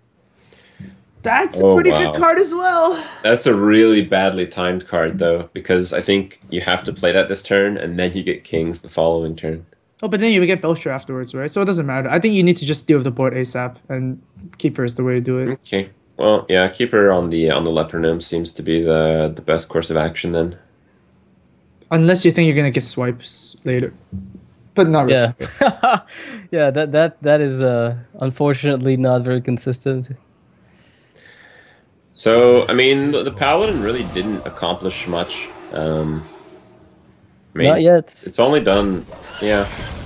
I mean, it can push for 8 damage here, I guess. But if you don't get a Divine Favor, you're not really going to push for much more than that in this game. Yep, I agree with that. Oh, this is just not good. Number one, you can't curve that Juggler with the Kings, and if you Kings, the Belcher is just like, unless you top like the Owl, you're gonna get double taunted up. So she doesn't know that yet. So. You obviously Kings the Divine Shield and go face, because if Thijs is like, he already used 1 Wrath, so if he's going to Hero Power down a 6/6 Divine Shield, you're okay with that. That's pushing for 12. Yeah, I think Lepronome just finishes the Shade off just because it's really insane, and then King's Face. Yeah. What's Okay. good about that too is that if a Druid of the Claw gets dropped, you could take it out easily. Like the Belcher is more aggravating in this case, but going blind as Eloise, you think Druid of the Claw is not going to be an issue for the shielded mini bot. Yeah. So King's Face, I guess, it deals 4 damage to the face and still develops your board. Yep. Oh. Force of nature. That is really good too. So Eloise needs basically what? Divine Favor to bounce back. That's it. Owl first, I think. Owl first. Yeah, you get the So owl first and specific. then divine. Yeah, it's very specific, but I can hardly see how else she gets out of this because eventual server champion doesn't accomplish anything. Equality does nothing unless Knife Juggler pops the Equality Belcher. does much worse than nothing. Yeah, exactly. It's kind of That's pretty good though. That's The okay. consecrate. yeah. Get rid of the slime. I don't know if you play it this turn though. So you just pop the Belcher and Knife Juggler hero power. Because the thing is, if you top deck Divine Favor, you need to be able to draw as many cards as you can. Yeah, that's true. But also, if you're playing Equality, but Consecrate's the only way that you can use it. I demand the deck list, so I know if there's an equality in there. I just think that if you play the juggler, you want a dude, and Yeah. you can get a better consecrate than this. No. All right. It still forces, in this case, it still forces the the force of nature. Yeah. Perfect. Forces the force of nature. Okay. I'm trying not to be too repetitively redundant here. And this is really a game of how soon can you draw divine favor. That's all this is right now. Yeah. How entertaining. Are you not entertained? Oh, not a bad top deck. That's 8 damage, but without an owl, this Ancient of War is not going to do much. You really wanted like an extra mana crystal here to push for a board and with the true silver. You could still play the juggler if you kill the 2-1. The problem is if you do that, it does like No. absolutely No. nothing at all. Definitely not. No. Yeah. 4 mana super fireball to the face. Yeah. Yeah, Well- True Silver's a really good face card if you think about it. It's 4 mana. Yeah, it does 8 damage, but you also gain 4. So it's like a 12 damage swing for 4 mana. You compare that to Holy Fire, it's like significantly better. Yep, pretty insane. Is this a silence? No. No, but it's phase damage when it dies. True. So it's like a 2-1 to charge the face. Yeah, but like the Druid doesn't really need more cards. So, I mean, the Druid essentially has the 5 health from the lore, 3 taunt creatures, Savage Roar to finish the game if things start going well. Yeah, it's pretty rough for Eloise here. Nope, Knife Juggler agrees with the face though. Wow. That's consistent with the game plan. Yeah, that's for sure. So here we're gonna see Equality top deck into Avenging Wrath top deck. Oh, Avenger Wrath would be sick. It's lethal, right? Avenger Wrath? Yeah. 8 to the face, Leper Gnome. Yeah, it would be hilarious to actually see like a Divine Favor here popping up Equality and Avenging Wrath together. Oh man. It looks like Tice is going aggro mode here, and he's going to get really punished if Equality is drawn, but Equality first has to be in the deck, and we haven't really established that yet. Yeah. I guess Maybe a no, I one-off, think he's just gonna losing cards so that Divine Favor is like not that good if she just draw it. Yeah, sure. Ooh, that's a trade into the 4/6. Unless you want to get rid of the 5/7 now. What do you kill? Because the thing is, if you trade for the No, 5/7, you lose the kill- minion. You kill the 4/6 because your minion just lives. If you kill the 5/7, your minion dies. Yeah, and there's no way that Taj is gonna use his face to clear the Leper Gnome, right? So Right. it kills 2 things. Yeah. Pretty easy. I think. Yep. Some hesitation. There we go. But I mean, obviously you're not comfortable at this position, right? Just Yeah. 5/7 taunt. I wonder if the questioning was, do I attack the 5/7, and then that way if I top deck Consecration number 2, I can attack into the Druid of the Claw and finish it off with Consec? Because now that 5/7 is pretty much immune to... Well, I think she's thinking about that one attack here. And goes right. Good. Yeah. I like it. Swipe's an issue, so you might as well just get the minions out of the way while you can. Well, that's a good leopard gnome. Yeah, leopard gnome. I like the Emperor here, even though it's a bit risky. Just because if you do Emperor, next turn you can do Druid of the Claw and Ancient of Lore. And Tyler agrees with you. Not that risky, right? Not really. Like, you have to get punished by like Divine Favor into a Silence, into like Arcane Golem, right? Like that would have to be exactly the cards. Yeah, and you still have a heal by then, so. No, you would. No, you would die right away, but for the time being, yeah, okay, that second Wait, heal how is about just gonna two? steal it. So, actually, a Blessing of Might on top of that would work. Well, you need Owl, Golem, and Blessing of Might. Oh man, that'd be crazy. Yeah. No, you just Owl Golem, because you have 4 from the True Silver. He's at 8. That even with this heal, like, would that work? If you sprinkle in a bit more damage? Equality is like the only way to win. It has to be basically Divine Favor into Equality into Consec or something along those lines. Well, let's see. Silence, double Arcane Golem off of Divine Favor still works. No, that's a 0 damage card. And Yeah. Yep. Ty's just gonna get this one back and tie this one for Nihilum. Yep, back and forth games. I mean, that's kind of what we expected. Tice gets the check mark, but yeah, I think it's a bit vulnerable here when you have 2 players that have yet to win any games, because you're very limited in what you can play, and I mean that just has to do with the benching rule, where after you lose one, you don't feel good about playing that same player again, but sometimes you just have to. Yeah, sometimes when you're playing around the bench rule to avoid it, the other team can catch on to something too, and they can expect something extra from the way trends and whatnot, right? Patterns. So definitely not good to be on 2 players rather than 3 players, but still a win is a win, and you gotta get those wins. It's interesting. Yeah. There's somebody who's tweeting about Spectral Knight. Like you talked about it earlier. They're saying implosions everywhere, so they really like playing it in Druid.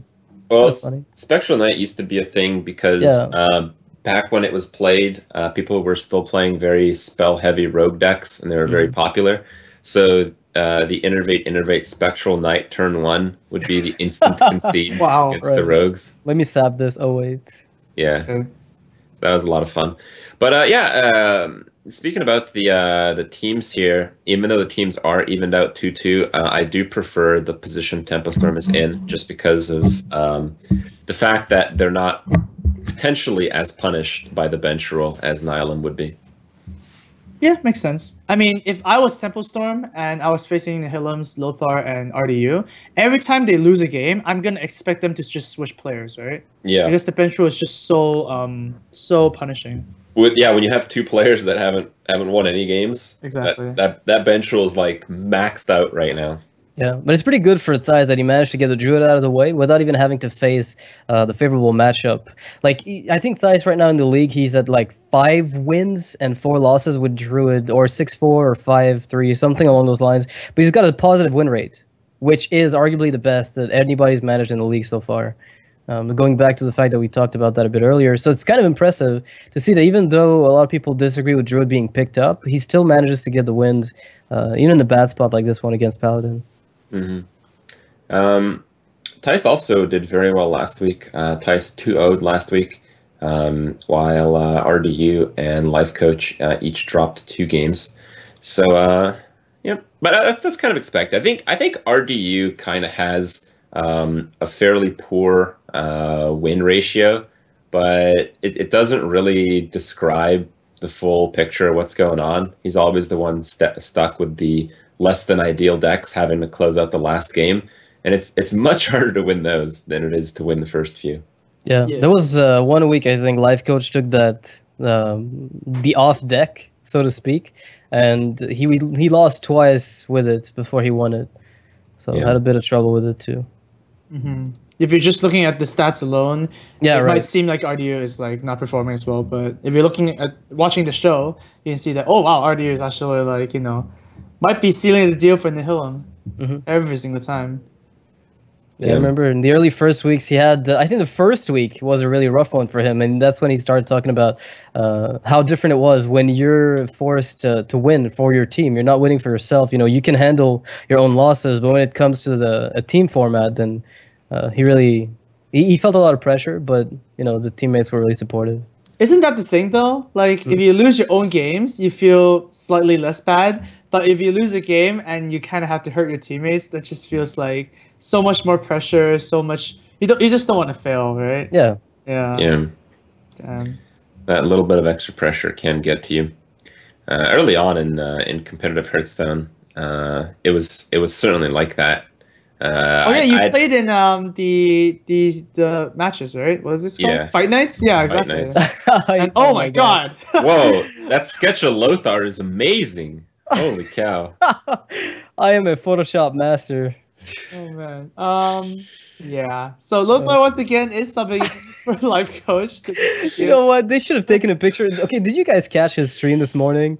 He was role playing as life coach, and he literally roped every single turn for all of his stream. And now that he's replacing him in the league, I think it's very fitting. But they should have taken a picture from him the early stream we had today. Okay. I just caught the end of that VOD because it was on Reddit, and Lothar actually climbed to like Legend 13 or something like that. Yeah, he was like almost in the top 10 legend, playing patron and thinking every turn through for 75 seconds. That's exactly my point. You know, deliberately thinking out every single turn in the maximum duration. There might be something to that, you know. Kurt, please. We need we need oh my players god! to not Oh, stall. life coach is on the left. Oh my god! Yep. What am I looking at? Lothar coach. All right. Okay. Well, how about the Void Terror? I always like that card. There's always fun interactions with it. Yeah, but you don't keep it if you don't have something else to go along with it. You need a 2-drop. But what are you searching for ideally? Like against a mage? Are you looking for Nerubian eggs or more for knife jugglers? Any 2-drop really. Just The thing is, Nerubian egg. I mean, you know, Hype's probably playing a freeze mage, so the Nerubian egg is good, just not popped. Maybe even better. Yeah, as a protection, kind of like against explosive trap versus hunter. It's the same idea. Well, no 2-drop, unfortunately. The Power Overwhelm Void Terror combo is actually one that does dominate the freeze mage, but this is not a freeze mage. It's a Blingtron one. Yeah, Blingtron mech mage. Which was, I think, I almost want to say pioneered by Reynad in the tournament a long time ago. I'm not sure if it came into quote-unquote the mainstream before he played it. I think this deck was actually pioneered by anyone who bought more than 30 packs in GVG. Mech Mage with Blingtron? Yeah. The Mech Mage? Okay, I remember Blingtron in all sorts of funky decks, but in Mech Mage it's... Oh, come on. Everybody played this. This is the first deck anyone made after I didn't like Mech Mage. I thought it was boring. Oh well. Flame Imp. I guess it's good to rope that turn because sometimes he's role playing. Sergeant is maybe a little bit better than Flame Imp against the mage on turn 1, or not. You know, whatever. Nice, sick. All right. At least I'm not lost right now. I can actually, like, I'm not confused. It still feels like it's a life coach. I'm not gonna have a psychosis midstream, for confusion purposes. All right. So what about this play though? Do you double 1-drop? Double 1-drop for sure too. Oh. Yeah, for sure. Okay. Because the mage is all about like getting ahead. So if you just play too slow, you're never going to be ahead against Zoo. You're just always going to lose, and you're never going to win that game. It's like totally impossible. Makes sense. Voidwalker is pretty good here. Protect the Flame Imp from the from anything really. It's just gonna be a ping next turn. Well, that's the question, really. Is do you really want to attack into the 1/2 for value? Because it's so weird. Because if you play Voidwalker and you don't kill the 1/2, mech comes out, you lose the Void. Yeah. So it's either way. You have to kill the 1/2 here. It's just like such a good value trade. You force a ping basically and get a trade after with your. It's also that you don't get totally wrecked by Frostbolt as well, right? Mm-hmm. Sure. Yeah, because otherwise the Mana Worm would just take out 2 minions on its own, and you'd lose the Flame Imp. And he'd still have basically a 3/2 the next turn. Yeah. Do you play the Abusive though as well? again, like you know it's Mech Mage right now, and you know how Mech Mage wins. So yes, everyone is playing all their stuff as fast as possible. Okay. Well, I think he might actually go face. I don't like. Oh, there we go. No, Good. no, no, Good. no. Let's not do that. The He more was, aggressive. He was just thinking about it. Like whenever they just keep thinking about it, I'm like, wow, is he really gonna do that? You know? I was just thinking it turns through, but I think it's a case of cosplay, but Yeah. those cosplay. glasses though. I think those are women's glasses. Oh, They're like too big and round. okay. yeah. You're Or unisex glasses. They exist. okay. Yeah. Yeah, you have to ping. If you play the Snow Chugga, it basically dies to the creature that you otherwise ping. So, drawing a card for nothing, it's pretty nice. Mm-hmm. Attacking here also makes sense. Otherwise, like abusive or something would really hurt. But abuse is gonna hurt if you attack either way. But it's just the hand played one would be worse. Well, no, It's all actually, about if you don't hit and the abuse comes down, you actually don't trade for anything. This actually guarantees at least a minion trade. Right? yeah, at least one kill exactly. Yeah. Oh, that's nice. With the hand, yeah, it looks Void Terror pretty time? sweet. Yeah, if there's a Void Terror, it'd be really sweet. Yeah, I mean, Mech Mage does not run removal. It runs basically cards that hit face that can sometimes, if you have no other choice, kill creatures. So what do you think about the choice from Tempo Storm overall to bring Mech Mage to the tournament? Is it that powerful of a deck? Because I know that Tempo Mage, minion base Mage, is falling out of favor due to its inconsistency. Yeah, I mean, we see here that Freeze Mage should have been just sick against Zoo, right? And there's just so many good matchups that after Patron and Hunter, Freeze Mage is just good against everything. So maybe they feel like, kind of mixing things around. Also, I'm not so sure how well Mech Mage does against Patron Warrior. It feels like with the life gain, you kind of gain a lot of extra turns as the Patron, and once like Grim Patron hits the board, and you can't even play like some of the cards. Like, you can't even play Goblin Blast Mage. Right, you kind of need some Flame Strike text, or like even this deck, right? You can freeze the opponent's face, Blingtron your opponent's weapon, stuff like that. Holy cow! Look at Quite that. enough. Yeah, that's That is insane. That's really good. So let's just summon the 4/4 right now, clear your opponent's board, and just play an egg behind it. Argus next turn. It's gonna be pretty sick. That's all about the positioning. So Actually, let's I give him think, 75 seconds to think about where he wants to put the eggs. Actually, the play is to wait 75 seconds and then make that play. Oh man.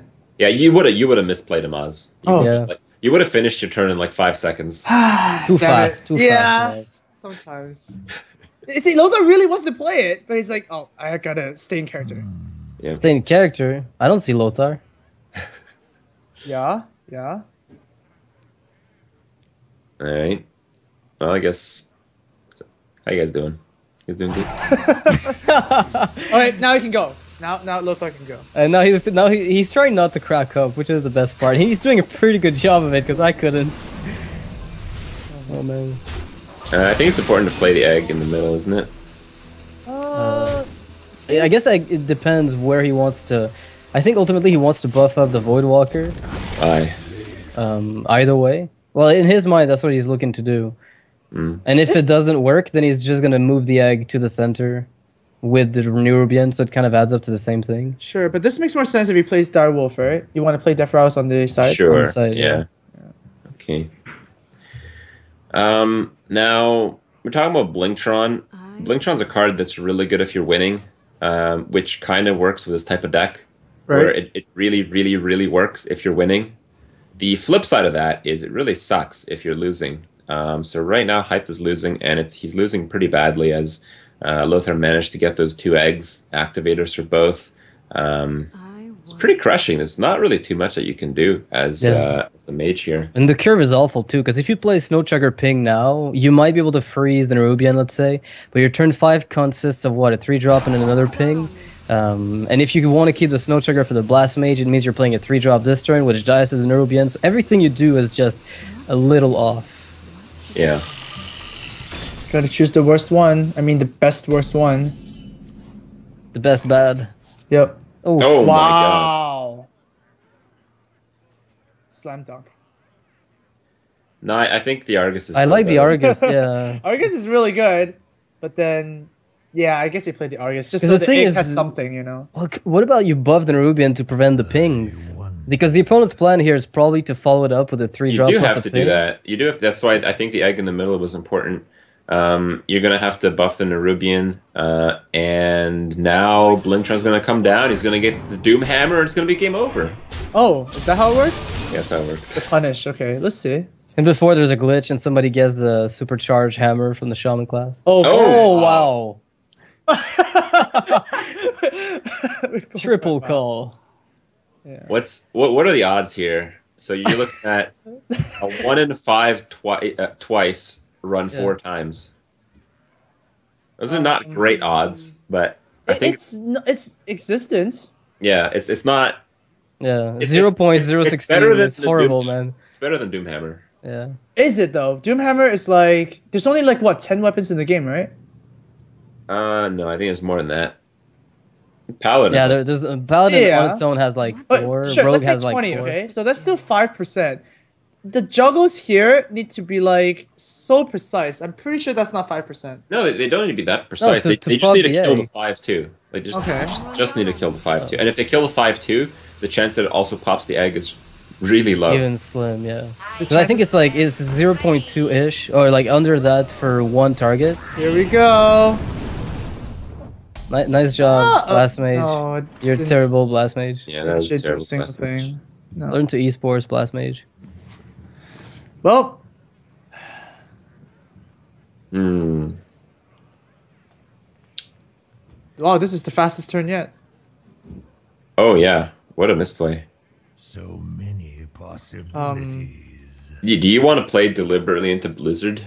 Do you want to like Wait, get what? really efficient trades? No, Doomguard into 5-4, Yeah, but Argus into 2-1. There's no Blizzard in this deck. No way. But you have to expect there's some weird tech choices if you're running up against Mech Mage.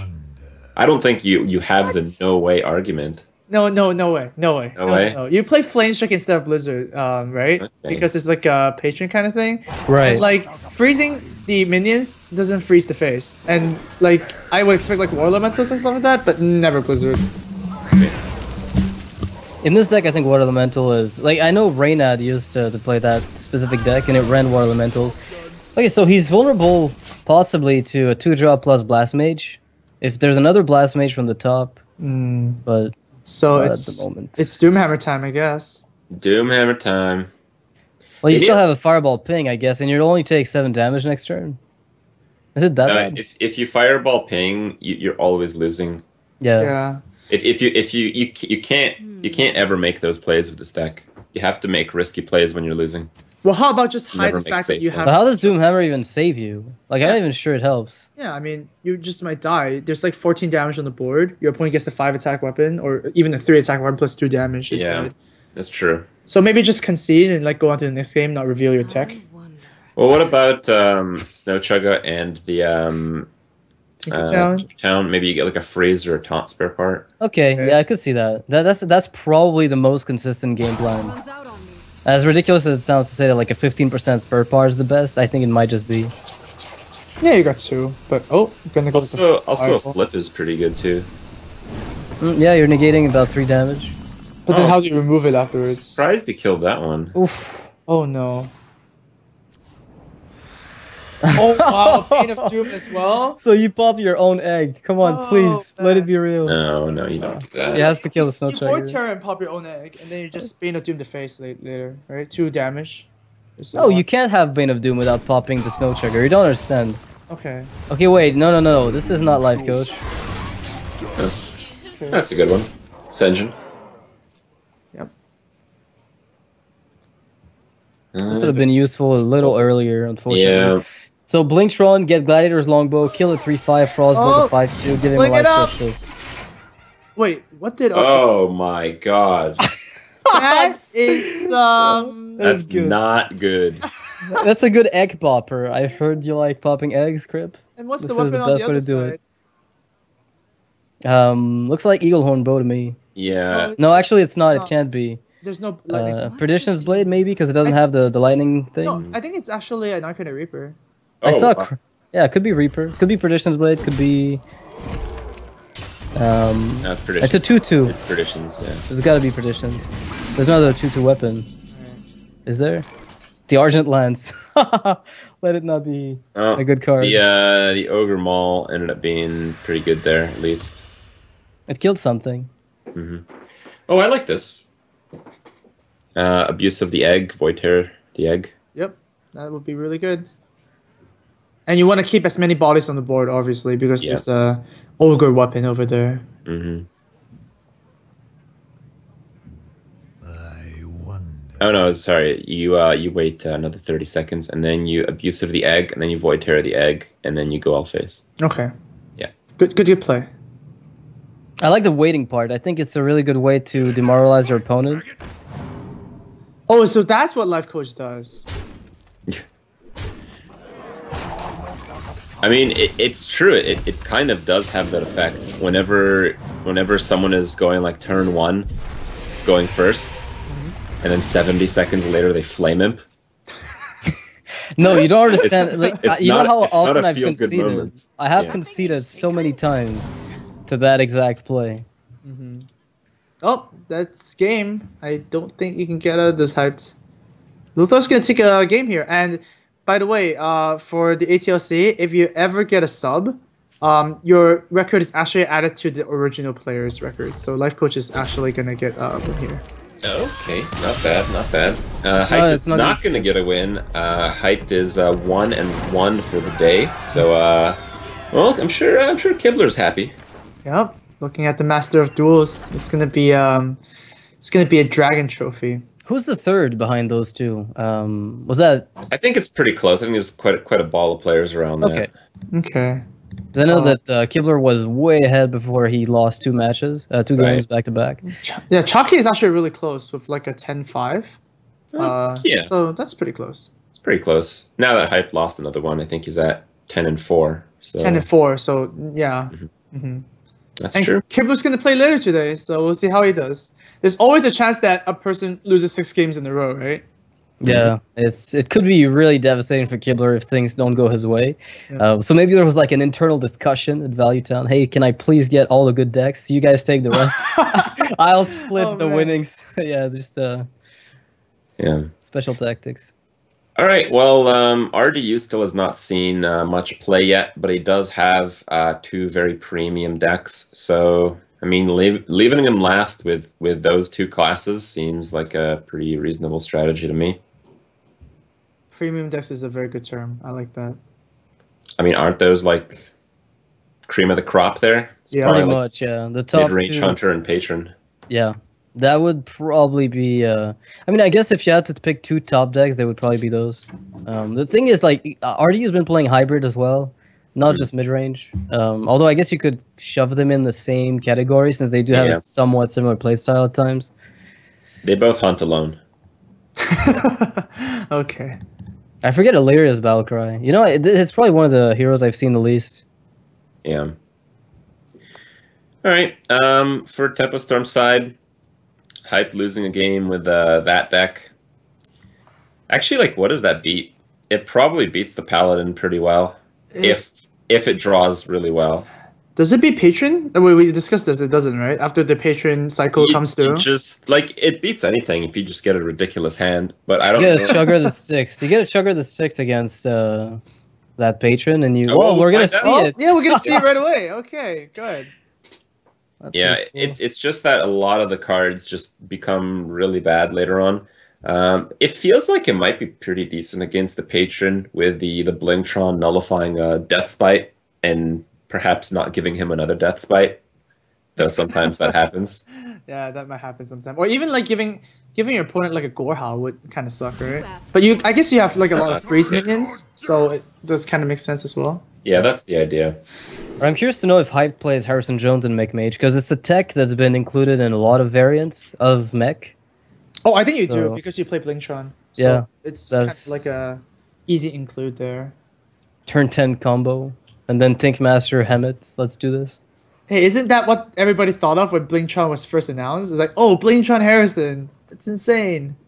Yeah, you get card draw and you get a weapon. Yeah. And you override, of course, your opponent's weapon. You know, everything working out perfectly. Dream situations.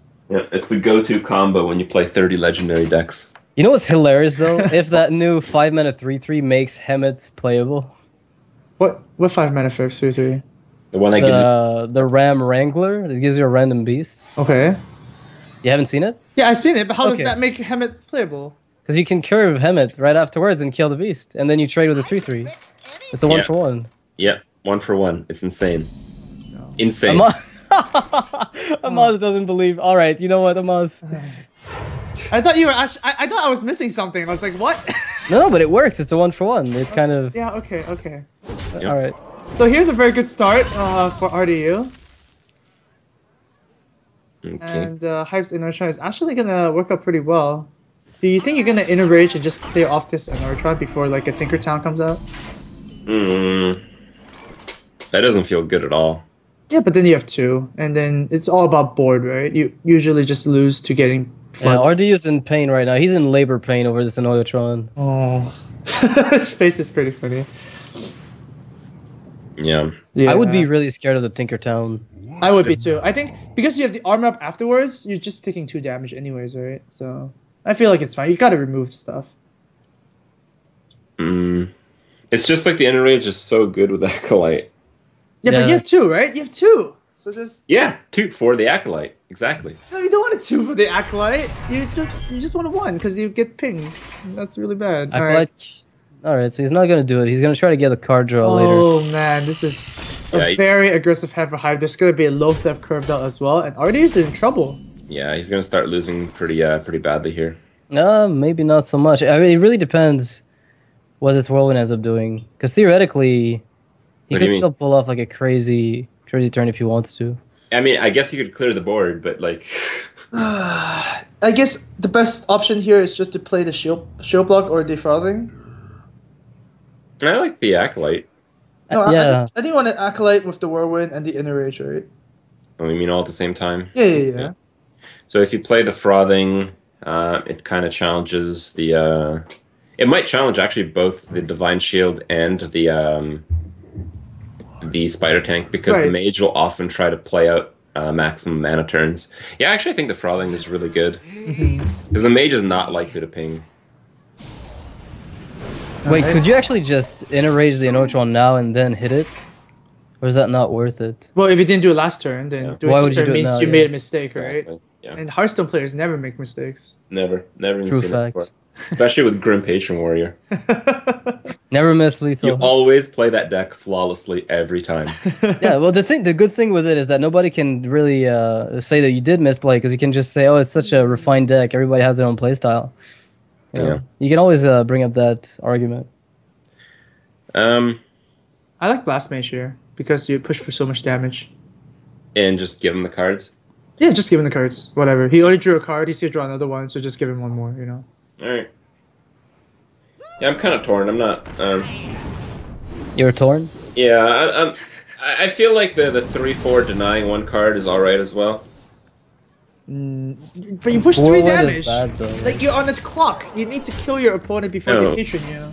No, you push 1 damage because it ate 2 blast hits. Oh, I guess. But then your Spider Tank just dies to like a Whirlwind, and then you lose the 3 damage. Such a slow curve for RDU. I mean, it's not even slow. It's the way that it plays.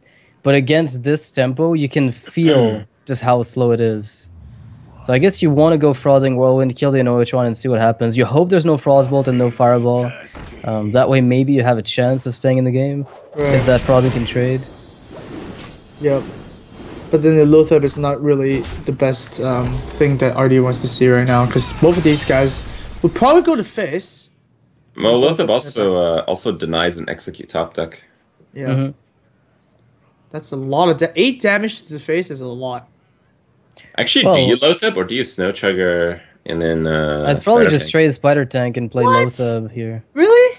Yeah, No, that's what? 7/3. It kills my Lothab, so I lose more damage, I guess. Oh man, I just want the damage now. Oh my god, Trip. He's going for the double minion play? Yeah. You're right. It's just a lot worse later on. Makes sense, I guess. Lothab's fine at every stage of the game. It's just about playing around execute. So, I mean, you saw RDU play a frothing instead of execute, so you know he doesn't have it. He will get punished if RDU draws. Yep, there you go. Okay. Of course, right? Of course. Yeah, of course. We have to make these games exciting in some way. Yeah. Yep. No mission. Well, this might be the comeback turn, or like the beginning of a comeback for RDU. Yeah. So, I mean, I liked Hype's play, but he did get punished for it, and now he might lose. So that kind of sucks for him. Oh, I guess Lothab is still very, very strong, right? This might be better unstable with Tinkertown. Yeah, I like unstable Tinkertown more than Lothab. So what are you looking to unstable? Blast Mage? Sure, yeah. Yeah, that'd be like great. flawless. Now no weapon use for RDU, which I guess might be what Hyped was hoping for when he made the play that he did. And this isn't looking very... Actually, is this it? Like, do you have to go Warsong Frothing to stay alive? Probably, actually. Just kill off the spider tank. So, wow. It's all is about, horrible. like, Borden, right? You're not going to kill him with, like, the 30 damage combo now. You're just going to lose because you have no more time. Yeah, you're gonna win when the mage runs out of cards because your armor up is gonna beat almost every top deck. If he could inner rage here, he'd get a pretty good turn, but because he can't, it's really locking him out of possibilities. Yeah, just Warsong and Frothing. Use the Gnomish and hit the Snow Chugger, and then that's just enough damage to kill the Spirit Tank. Gotta do what you But gotta then you're do. still frozen, and the thing is, it's all about getting that shield block off without being dead at the exact moment where it's played. So he's 6 off lethal. I guess Fireball does it. Fireball is lethal. No? Leroy Jenkins is lethal. Also, a few other chargers. I think a Reckless Rocketeer would also be lethal here. Yeah, with the ping, it would also work. So you're saying that there's a lot of chances. There's 2 out of like. It's basically guaranteed. Yeah. Oh, basically guaranteed.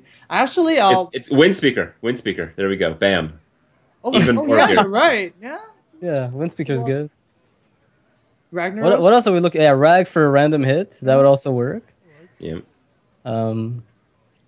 Surely there's something else. Oh no! Oh no! Please, Come on. please do it. Alright, Unstable Portal's gonna put one of those cards that we just said, and it's gonna get punished. Oh, That's actually, so no. easy Cold card. Field is really good.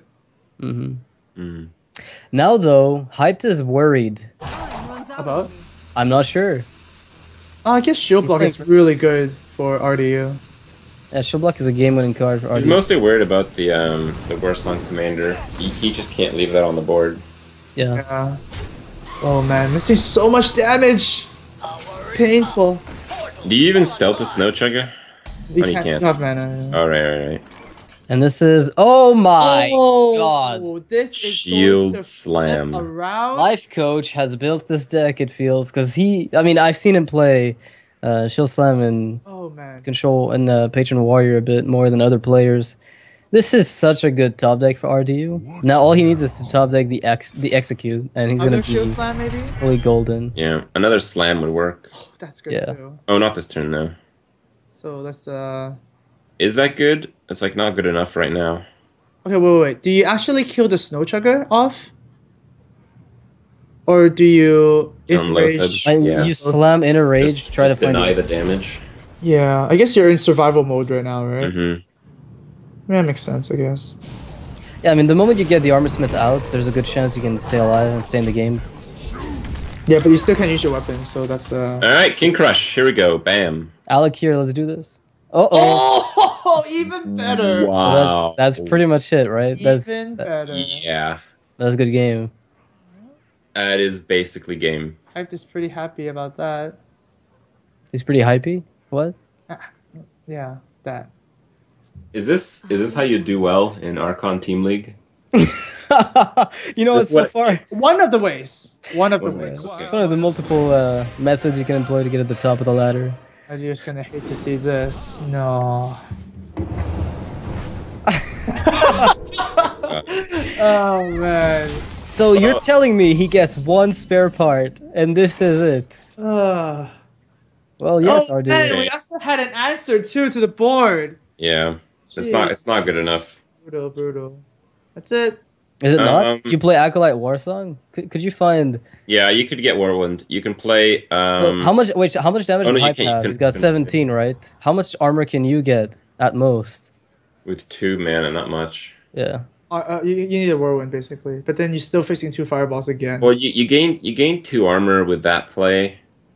So is that enough? 16. No, it's not. You need 17. You need 18 to win. You need 18. You need 18 to survive. Oh wow, that's gonna do it. Stealth Antonetus, and that's what it takes to beat a patron. Not that hard. Yeah, happens all the time. Good choice from Hype. Yeah, that was a great choice. I mean, when he got offered all those spare parts and he selected the Finicky Cloakfield, I'd say that was a pretty game-winning choice. And imagine if he'd actually stealthed that minion we mentioned earlier, because we said, oh, does he stealth? There's no chance the weapon locked. Yeah. It would not have worked out so well. No, not in this case. It actually was a game-winning top deck that worked perfectly well with the Cloakfield.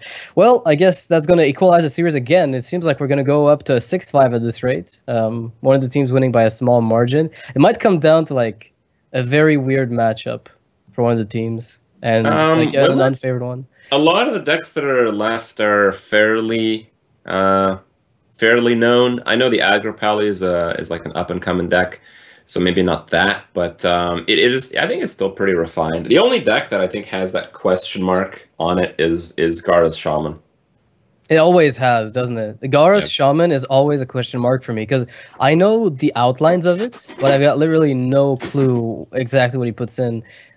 He tends to come up with really wild variants of it, and as a result, I think he's like a really underestimated deck builder, although I guess some of his deck choices in the past have, they kind of left him out to dry. Yeah, but I mean, when you're bringing like a new deck to every other tournament, some of them are just not going to pan out very well. Yeah, like that Metaltooth Leaper Hunter I remember from Gara. Damn, you might have not seen that, but that was just really weird. Like a mech hunter, but with the usual array of cards. I think it was after GVG. He tried out like Undertaker hybrid with mech warpers and stuff. It was kind of weird.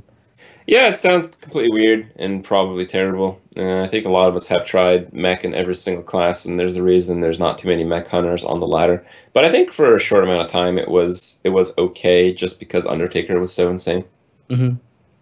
Yeah, you could get carried by those games, and then you think the Metaltooth Leaper is doing it, but it's really the Undertaker.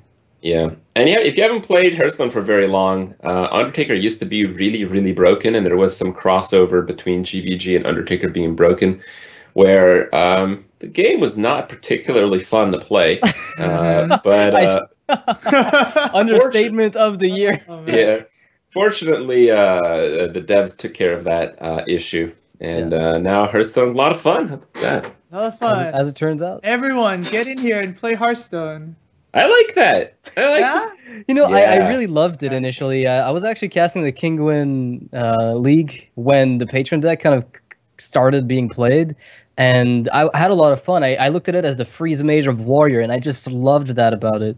But now that it's still kind of the undefeated deck. Back then it was unrefined. Now that it's refined to no end, it really feels like it's taking a bit of the diversity out of the metagame by forcing metagame cycles to be very quick. Well, we might say just that, because I don't believe mid-range Shaman has a very fun experience against the Grim Patron Warrior. But watching someone be miserable in a matchup against the Grim Patron is still quite exciting. All right, but we don't even know for sure if it's a mid-range Shaman, right? Yeah, it could be a really good matchup with a mech Shaman. Yeah. Yep. And the hands are going to be... mech with the curve. This is crazy. Man. There we go. I call this the curve because you're getting to the 2-drop. No War Axe is going to be very punishing for RDU. It might just be a repeat of the series just now where the mech mage just stampeded across RDU. That'll teach RDU to play good decks. Get Gara. Not quite though. Oh, whoa. Okay. Well, it's not too bad though, because you've got 2 4-drops back to back with a Hex in case you really need to handle something like a Frauding that's played for tempo. It's not that bad. What's the Hex doing there? That's interesting. I'm telling you, Gara's probably running Frost Shock just to stop patrons. Like that's Gara in a nutshell. Like that's just how I perceive him as a deck builder. He's going out of his way to make things work that nobody would try, and sometimes it takes you off guard, and it's enough to suddenly make the card look like it's viable. All right. Well, the Yeti may be better than the Shredder because it doesn't die immediately to a Death's Bite. Yep. But it does die eventually to a Death's Bite, so I don't know. That's pretty rough. The Whirlwind plus the Death's Bite AoE is very often enough to... Ooh, already face tanking 4 there. Does have a 2 Whirlwind effects, so that should be fine. Oh. It's an investment, right? Oh, Doomhammer with Rockbiter. Now that's gonna hurt later. Alright, so do you play Fire Guard here? Just because, you know, it doesn't really die? Or does it die to execute? No, it would die you don't want to Whirlwind overload. I think you want to play Doomhammer on 5 and then Oh, Fire yeah, Guard of on course. 6, right? Because That makes sense. You'd have 4 mana on 6. Yeah, that makes a lot of sense. And Gara's he's on the way to already win just based on the hand that he's got. Because between Doomhammer, Rockbiter, and the Lava Burst, he's doing more than fine. Okay, so Doomsayer comes out. No. Whirling Sapomatic. Let it be real. Oh, yeah. I want to see this. It's always the Crazed Alchemist. In the past 2 Shredders I've casted. Yeah. I'm disappointed. Quite a bit. Oh, there's so much damage! Yeah. Wait, is this lethal already? With lucky hits, he's gonna be 1 off. 5 and With lucky 6 hits? and No, 2. Oh, yeah. Yeah. So just Doomhammer, I guess? Doomhammer, I guess. Yeah, Face. sounds good to me. Now, the only thing you don't want to see here is Armor Smith played with Warsong and a Whirlwind. That's like the only thing you really don't want to see. I think it's even fine. Because, like, it's Yeah, you're just winning. too much You're winning damage. pretty much next This turn. is over. Yeah. There's no way you come out of this. Like, Battle Rage into Shield Block could make it look like... Yeah, that's Stand a one chance. out, I guess. You have 3 card draws to find a Shield Block. yeah. You can Battle Rage again. No, you can't. No. yeah, there's You're a way. at 10 cards. You can cycle if you want. Wow, RDU just got completely blown out by the Shaman. Although that's kind of what Mech Shaman does if they get a semi-decent curve. And that Cog Master really just putting down a minion on the board, killing the Acolyte of Pain right away. Yeah. Gara has at the very least 13 damage here, so it is enough. Well, fastest game ever in Actually, HLC. wait. Shield Block wouldn't have even done it. Yeah, No. it would have Shield done Block it, puts but it him at would 13. yeah, it would have given him a glimpse of maybe surviving. Is were my words. So I guess ultimately there was no way for RDU to get out of this one. Well, and I guess RDU is benched because he lost twice, and that is going to maybe play a big factor. Paladin has to come out. That's it. There's one Yeah. deck. You can target it as much as you want. You play Mage and you win. Well, the mage is through already, right? From Hype, yeah, you're right. He got the check mark. Well, what do you play against Lothar? You don't know what Paladin is. You don't know what Paladin is, but I think if you're trying something new, you're going to try something that you know kind of works in the meta right now. So I would just expect an aggressive Paladin. Okay. But Okay. I mean, with the way this has worked out, with RDU benched, Thrice having the check mark, even though Tempest Storm still has to win 2, Lothar has to play the Paladin until it wins a game. So at best, it's got a mirror match against the aggro Pally versus against Eloise, or Gara ends up unleashing against the Silverhand recruits. Oh yeah, Hunter is so good against aggro Paladin. It's just like, I think in most of the weeks that we've seen Gara bring Hunter, it's always been like a little weird. And I think that weird factor is often going to be a liability against the refined aggressive Paladin deck. Really? I think Deathlord Hunter is actually pretty good against aggro Pally. You put a 2/8, they can't do anything about it, and yeah, just you go. I love Deathlord Hunter. Did I And miss, Death Star did I miss came up that with that. sometimes? Like You didn't see for a while. I think Deathlord in the Hunter deck was one of the most for like about 2 weeks straight. I think you had like a really Deathlord heavy Hunter meta on the top of the Okay. ladder, Wow. because so many Hunter decks were switching to aggro and hybrid, and so other Hunters said, "Well, you know what? I'm gonna put Deathlord in my mid range and deal with it," and it just won every single time. And then Hunter's Marks came back in, yada yada. Typical metagame switches. If you look at it in a way, Deathlord kind of says Death Rattles deal 1 damage to opponent, right? Because it gives you 1 more hound. But yeah, I still think like okay. Let's say Garrett is bringing Deathlord Hunter, right? Okay. Yeah, Which is assume possible. Very possible. You can still crush that with Kings. And oh yeah, you can. I don't think it's a problem for aggro pally as much as it was for the aggro hunter. Yes, you could, but you can have reverse crush with like freezing trap and like hunter smart. I think it's the true silver champions that really nail it because it comes down turn 3, then you might be able to curve like with enough damage plus the true silver, and if you get an Archon golem for free, then you can still like keep punching. There's a few ways in which it's less strong against aggro pally, equality being one of them, of course, and some of the variants. So it's all about whether or not Lothar even runs that in his deck, and if he's even running aggro pally, like we don't know yet. All right. It's a toss-up. In the Paladin matchups, usually the faster Paladin deck just wins a considerable amount of the time. So, yep, Eloise's deck was pretty fast. I don't know if it gets much faster than that. Ardent Squires and whatnot, yep. I didn't see Elven Archer, so I think there's a way to improve the speed. Oh, man. You play Raging Worgens with Elven Archers, and then you crop up... Yeah, you put up the Kings on the Worgen and win. Okay, Lothar's hand looks pretty... Is that Lothar's hand? Yeah, it is Lothar's hand. Wow, yeah, that's an insane hand.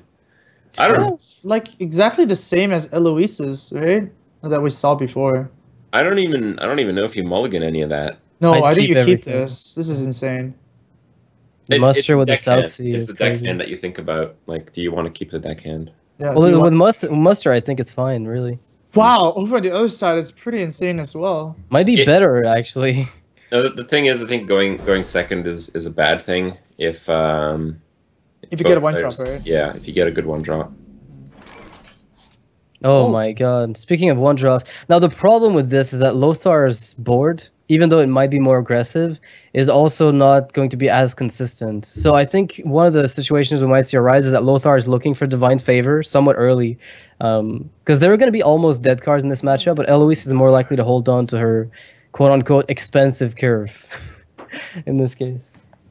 Yeah, that's true. And whatever Lothar drops... Whoa, misplay, no rope! What?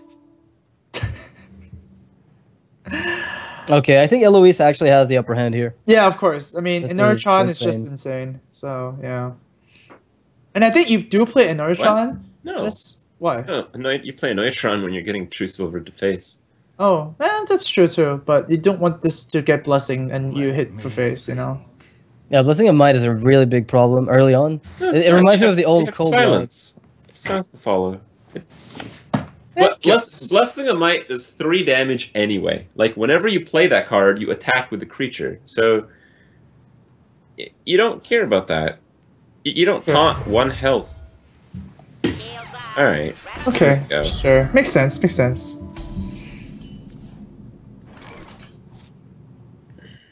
Oh! That's a really good find for Lothar. It's the only turn he's ever going to get to play it, so... If he decides to play it later. There's no way he doesn't play it, one drop. I think, right? Double one drop, let's do it. And I guess, Yeah, I think now we're going to see a Neutron. Yeah. Then that's going to force Lothar to play Muster, and there's a chance that Eloise can dump her 2 drops by turn 4. And this doesn't matter nearly as much. Oh, wow. Oh, how about another one? Eloise is good.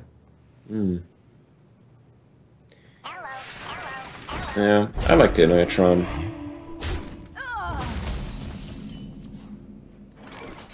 Well, it's gonna get a little punished the initiative. Yeah. Yeah, definitely Muster here. If Lothar can draw a 1-drop next turn, he'll be in terrific shape.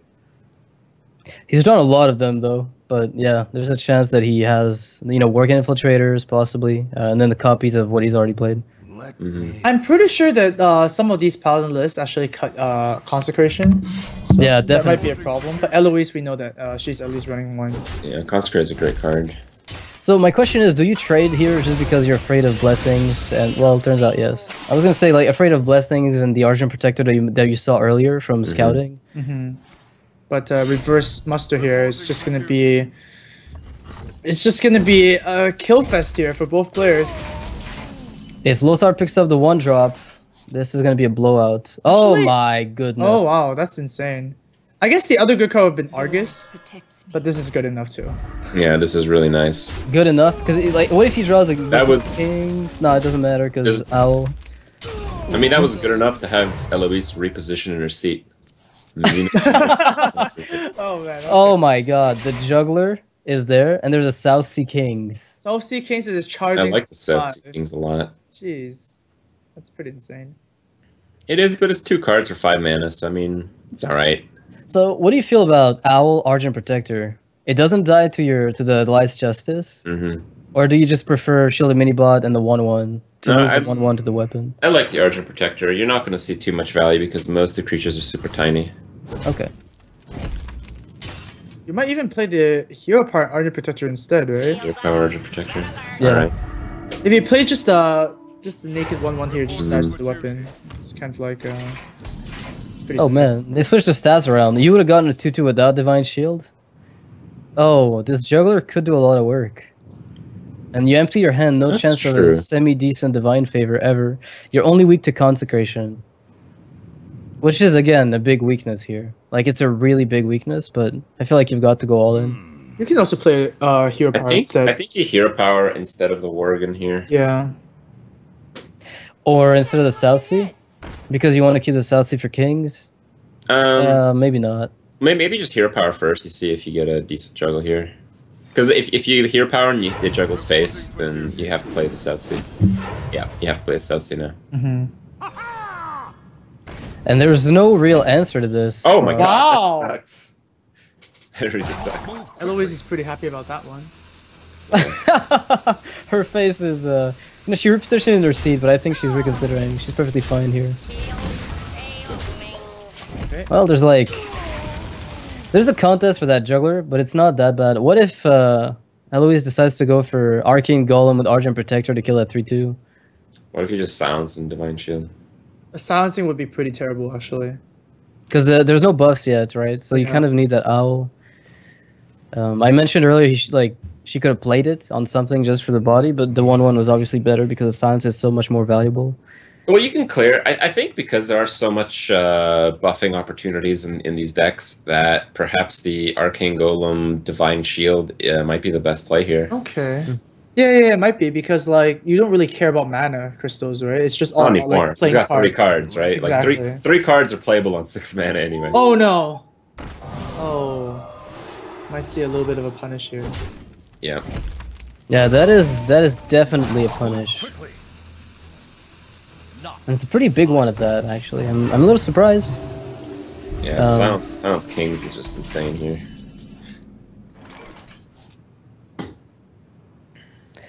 And Lothar still stands to get a minute amount of value from Divine Favor down the line, whereas Eloise is locked out of it. There's 0 ways that's even remotely possible.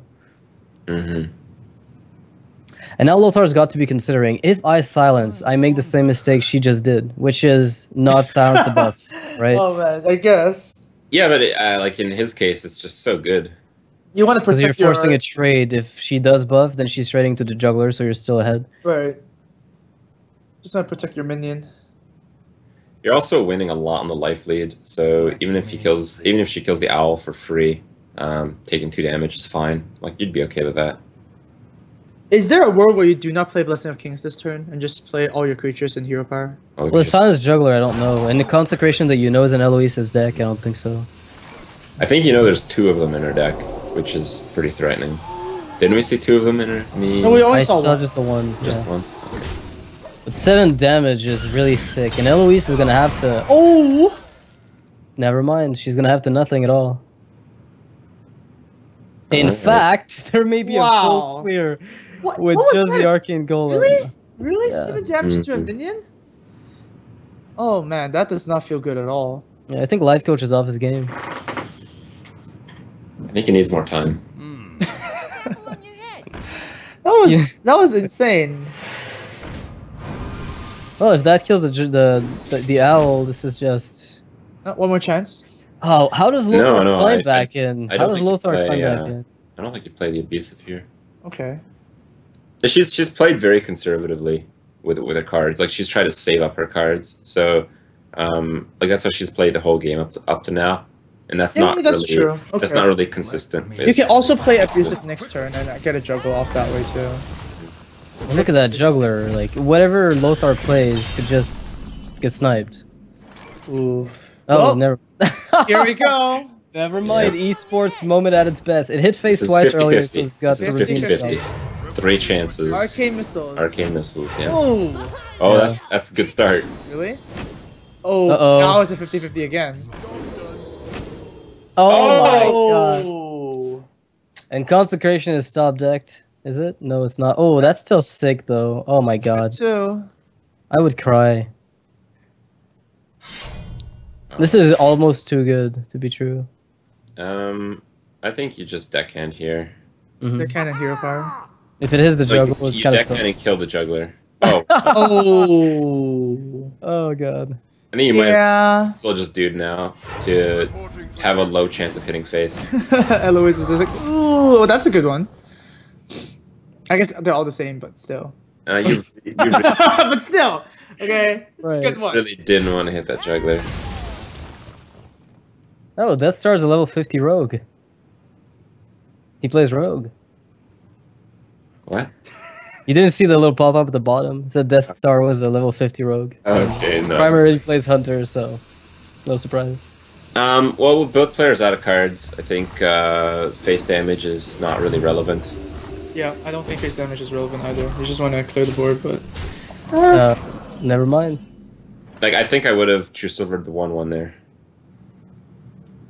and You can go face with the juggler, that's fine, because he's going to attack into your juggler. right, you go face with your minions, and you always clear minions with your face, right?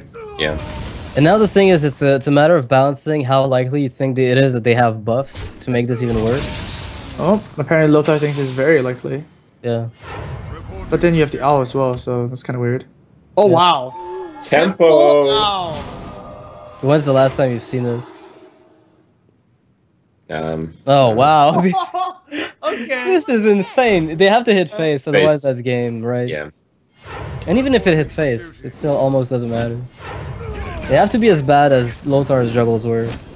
If this kills the owl, it's a really big deal. No, it doesn't. Just chop the owl down. The top deck consec for Lothar, Divine Favor is like the worst card in the universe. Nice, nice. That's pretty bad. That's pretty bad. Yeah, I think Consecration is what. And Lothar- now Eloise is going to get Divine Favor, right? Oh, okay. Way Oh. better. Way better. Tempo Owl is just horrible, right? You look at this Blessing of Kings and you think to yourself, why did I ever owl? Oh, that is just so painful. Yeah. I, Well, I feel this like is, this whole game was reliant on the jugglers. Like, yeah, it's one of the. Well, I think Juggler is one of those cards that some people have a gripe with because of the way that it works and the fact that it's actually competitive, right? Like it's good while being very random at times when you get like 4 triggers and then. I like Get how the sniper. Eloise is like really happy right now. She's singing to herself. I would love an equality consecrate. Like whenever I see that, oh my god. Oh, you just want to punish, but Yeah. But no, it's not happening. Nope. And Tempo Storm grabs their 5th win, and it's going to be on match point. Yep. That's And they're right. still targeting Lothar though.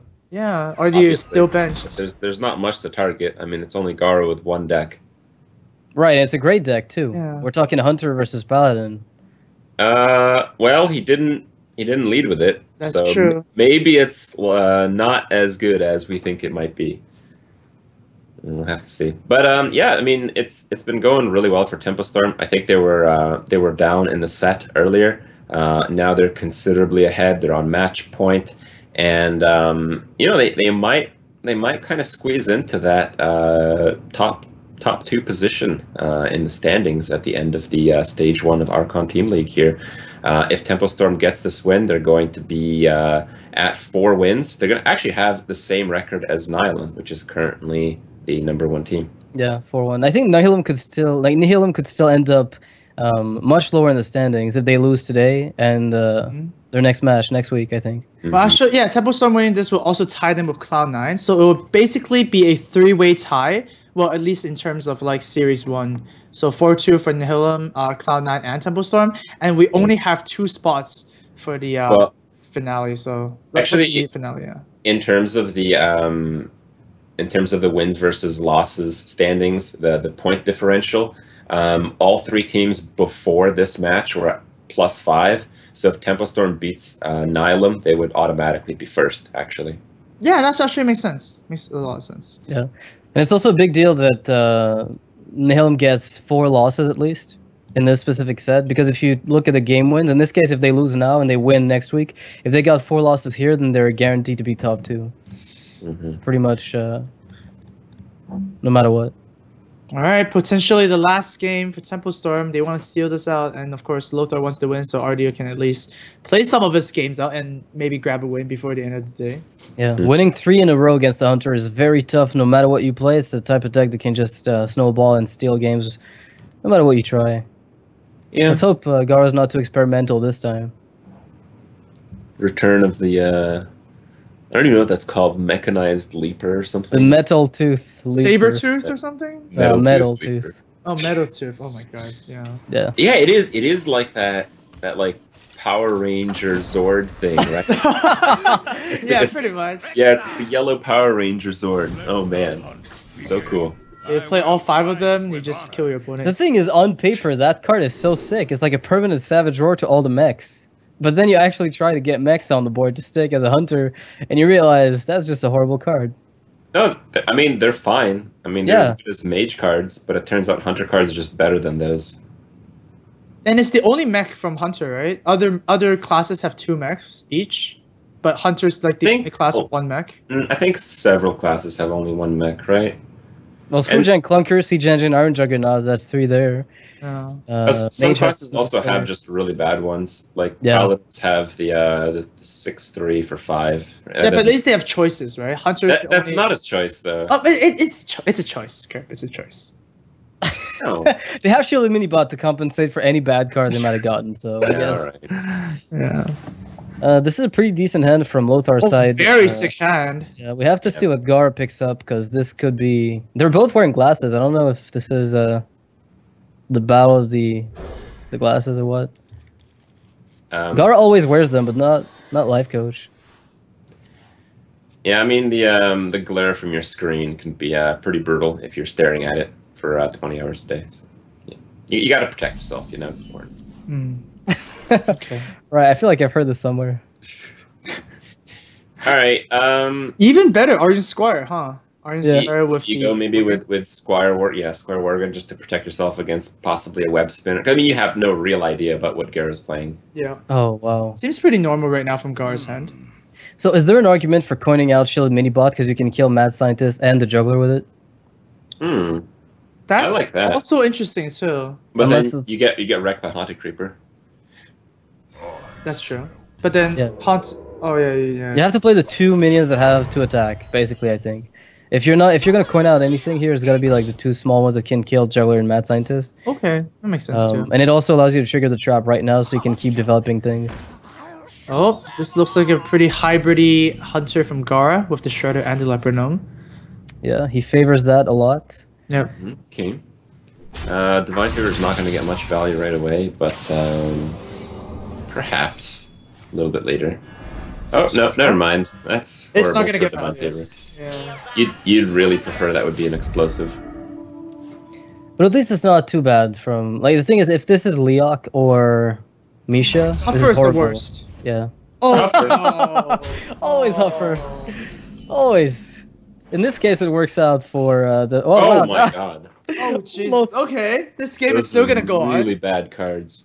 You have to start. You have to play that Worgen now, right? Or do you play Muster now? Because that way the Juggler Unleash is less likely to trigger. Because maybe you can trade some of those 1/1s away by turn 5. I just think Muster is a lot more aggressive. You just go with the aggressive play every time, basically. And then you play a Worgen Argent Squire next turn. Yeah. And then the Divine Favors are just sitting there. Oh, or maybe you just dump a Divine Favor for like 1 or 2 cards. I mean, you're not really losing much because a Worgen doesn't impact the board that much.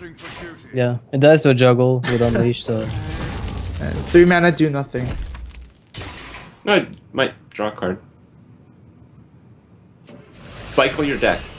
That's effective in some cases. Yeah, sure. Makes sense. If Gara picks up an Unleash, I think he's going to be in a great spot. Like, the moment he picks it up, he's going to be in a great spot. For now, though, I think he's playing from behind quite heavily. So, do you trade off these 1/1s because you fear the Unleash Juggler? Not Juggler Unleash? Well, that was the initial thought, right? Behind playing the Muster now. Is that way you're guaranteeing that you can trade them away before the Juggler punishes you. But do now... you win the game if you do that? That's the question. 6 damage if you go face. I kind of like the face. I mean, I think it's a stage where you're just not happy. You got to take some risks. I think you just go for it. I guess if you're saying to yourself, if Gar has Juggler Unleashed, you can't win this matchup anyways, right? Right. Yeah, it's already lost. You're going in with a really terrible matchup in the first place, so. The thing is, you lose just to Unleash. Mm-hmm. You don't actually need to get Juggler Unleashed, so that makes it a little bit a tougher decision. Yeah, that makes it an actual decision. Well, gonna play some more stuff. So Divine Favor, hopefully. Full face, I see. That's what I see. The arrows being dragged up and up and up. Well, we can tell from our side, knowing both hands, it is in fact the winning play right now. But Unleash is going to be drawn 100% of the time here. 100%. Yep. Wow. What? What? Welcome to Skillstone. I think you play too much Arena, Crip. You need to stop influencing this metagame. Oh my god, Crip, you need to, like, you know, make a video on how you do these 100%, man. People need to learn. Well, you just throw that every time, and then people will cherry pick the ones that you win, and then eventually you're gonna be right. Like a large enough percentage of the time. I don't think that's how it works. Like I'm sure like psychology has something like that, but no, it's not how it works. It happens every single time. You know how lucky that was? That didn't hit face a single time with a juggle. Not even once. Yeah, it killed everything that it had to. Oh! Is that even good though? Well, it's better than nothing. What's your alternative? Yeah, it's not that it's good, it's that it's like it's necessary. Oh man. So Vitality Totem is coming. Oh my god! Oh my god! Oh, this game! Oh no! What is even happening? Oh. Well, this is an esports match if I've ever seen one. Actually, I don't know if I like the abusive. I think I liked Leopardum Hero Power. Doesn't matter. Doesn't matter. We're still analyzing the match, guys. I was out after the Unleashed top deck, but I guess. Yeah, Leopardum would have been better, you know. Lothar can play like back-to-back Divine Favor and draw nothing. Actually, he could clear the board. Oh no! What? Oh like, yeah, not the Vitality, of course, but he could clear like the Golem and the 2-1. Okay, and then you die, right? Oh, it could still work. Oh yeah, that's true because Leopardum was not playing this. No. Close enough. Rip. Well, I guess this was a very, very quick series. The loss is on you, Crip. You absolutely did not have to call that Unleashed. Commentator's curse, man. That was not necessary. It seems reasonable. I mean, it's just what you do. You top deck Unleash with Juggler in hand every time, always. Well, I think there's a correlation between the amount of times where you have Knife Juggler and nothing to do with it, and the times where you suddenly top deck Unleash. It's kind of like the old Buzzard thing. You have Buzzard but no Unleash, and then suddenly you get the Unleash and win the game. Well, that's going to do it. Tempo Storm does take another pretty decisive series. Last week, they ran over Team Liquid 6-1. This week, not quite as crushing of a victory, but 6-3 is still very decisive. Often, when a team wins in the Archon Team League, they win much more marginally than that. And there we see the standings. They're equal. They're updated. Oh man, equal. Nihilum and Tempo Storm are dead even, and actually, if they are dead even across all stats, Tempo Storm is going to win because they the point differential, right? No, not the point. If the point differential are exactly the same, Tempo Storm still goes ahead of Nihilum because of the head-to-head. Yeah, the head-to-head. Yeah, okay. Exactly. So, okay. Well, one thing to note: Nihilum really had to get four wins in their match loss to guarantee a top 2 spot if they win the next series next week. So by losing 6-3, they might actually get pushed out of the top 2 even if they win next week. So this was like Lothar being forced to play as Paladin to unbench RDU was really a big problem for them at the end there. Yeah. Things did not work out for Nihilum too well, but I mean, if you're kind of, they're not exactly tied for first, but you know they're in a very good position right now still. You know, their lead so far in this tournament gives them you know, some leeway. You can lose a few and still do pretty well. So pretty good stuff. Very enjoyable games. We are going to take a little bit of a break here before we get into our next set. We will be seeing Liquid versus Value Town when we come back. We'll sap Amaz and bring in Hyped. Oh, sorry about that. You weren't informed? Oh. No, I actually made that decision, but still, it hurts to show that. But yeah, it's fun casting you guys once again. Yeah, it was quite good. Before we head off to the break, big shout out to our sponsors for making the tournament happen. We have Alpha Draft, of course. I'll tell you guys about the promotion after the next set, and of course the Amazon App Store. They also have a promotion going on for you guys. They're giving away some discount codes, and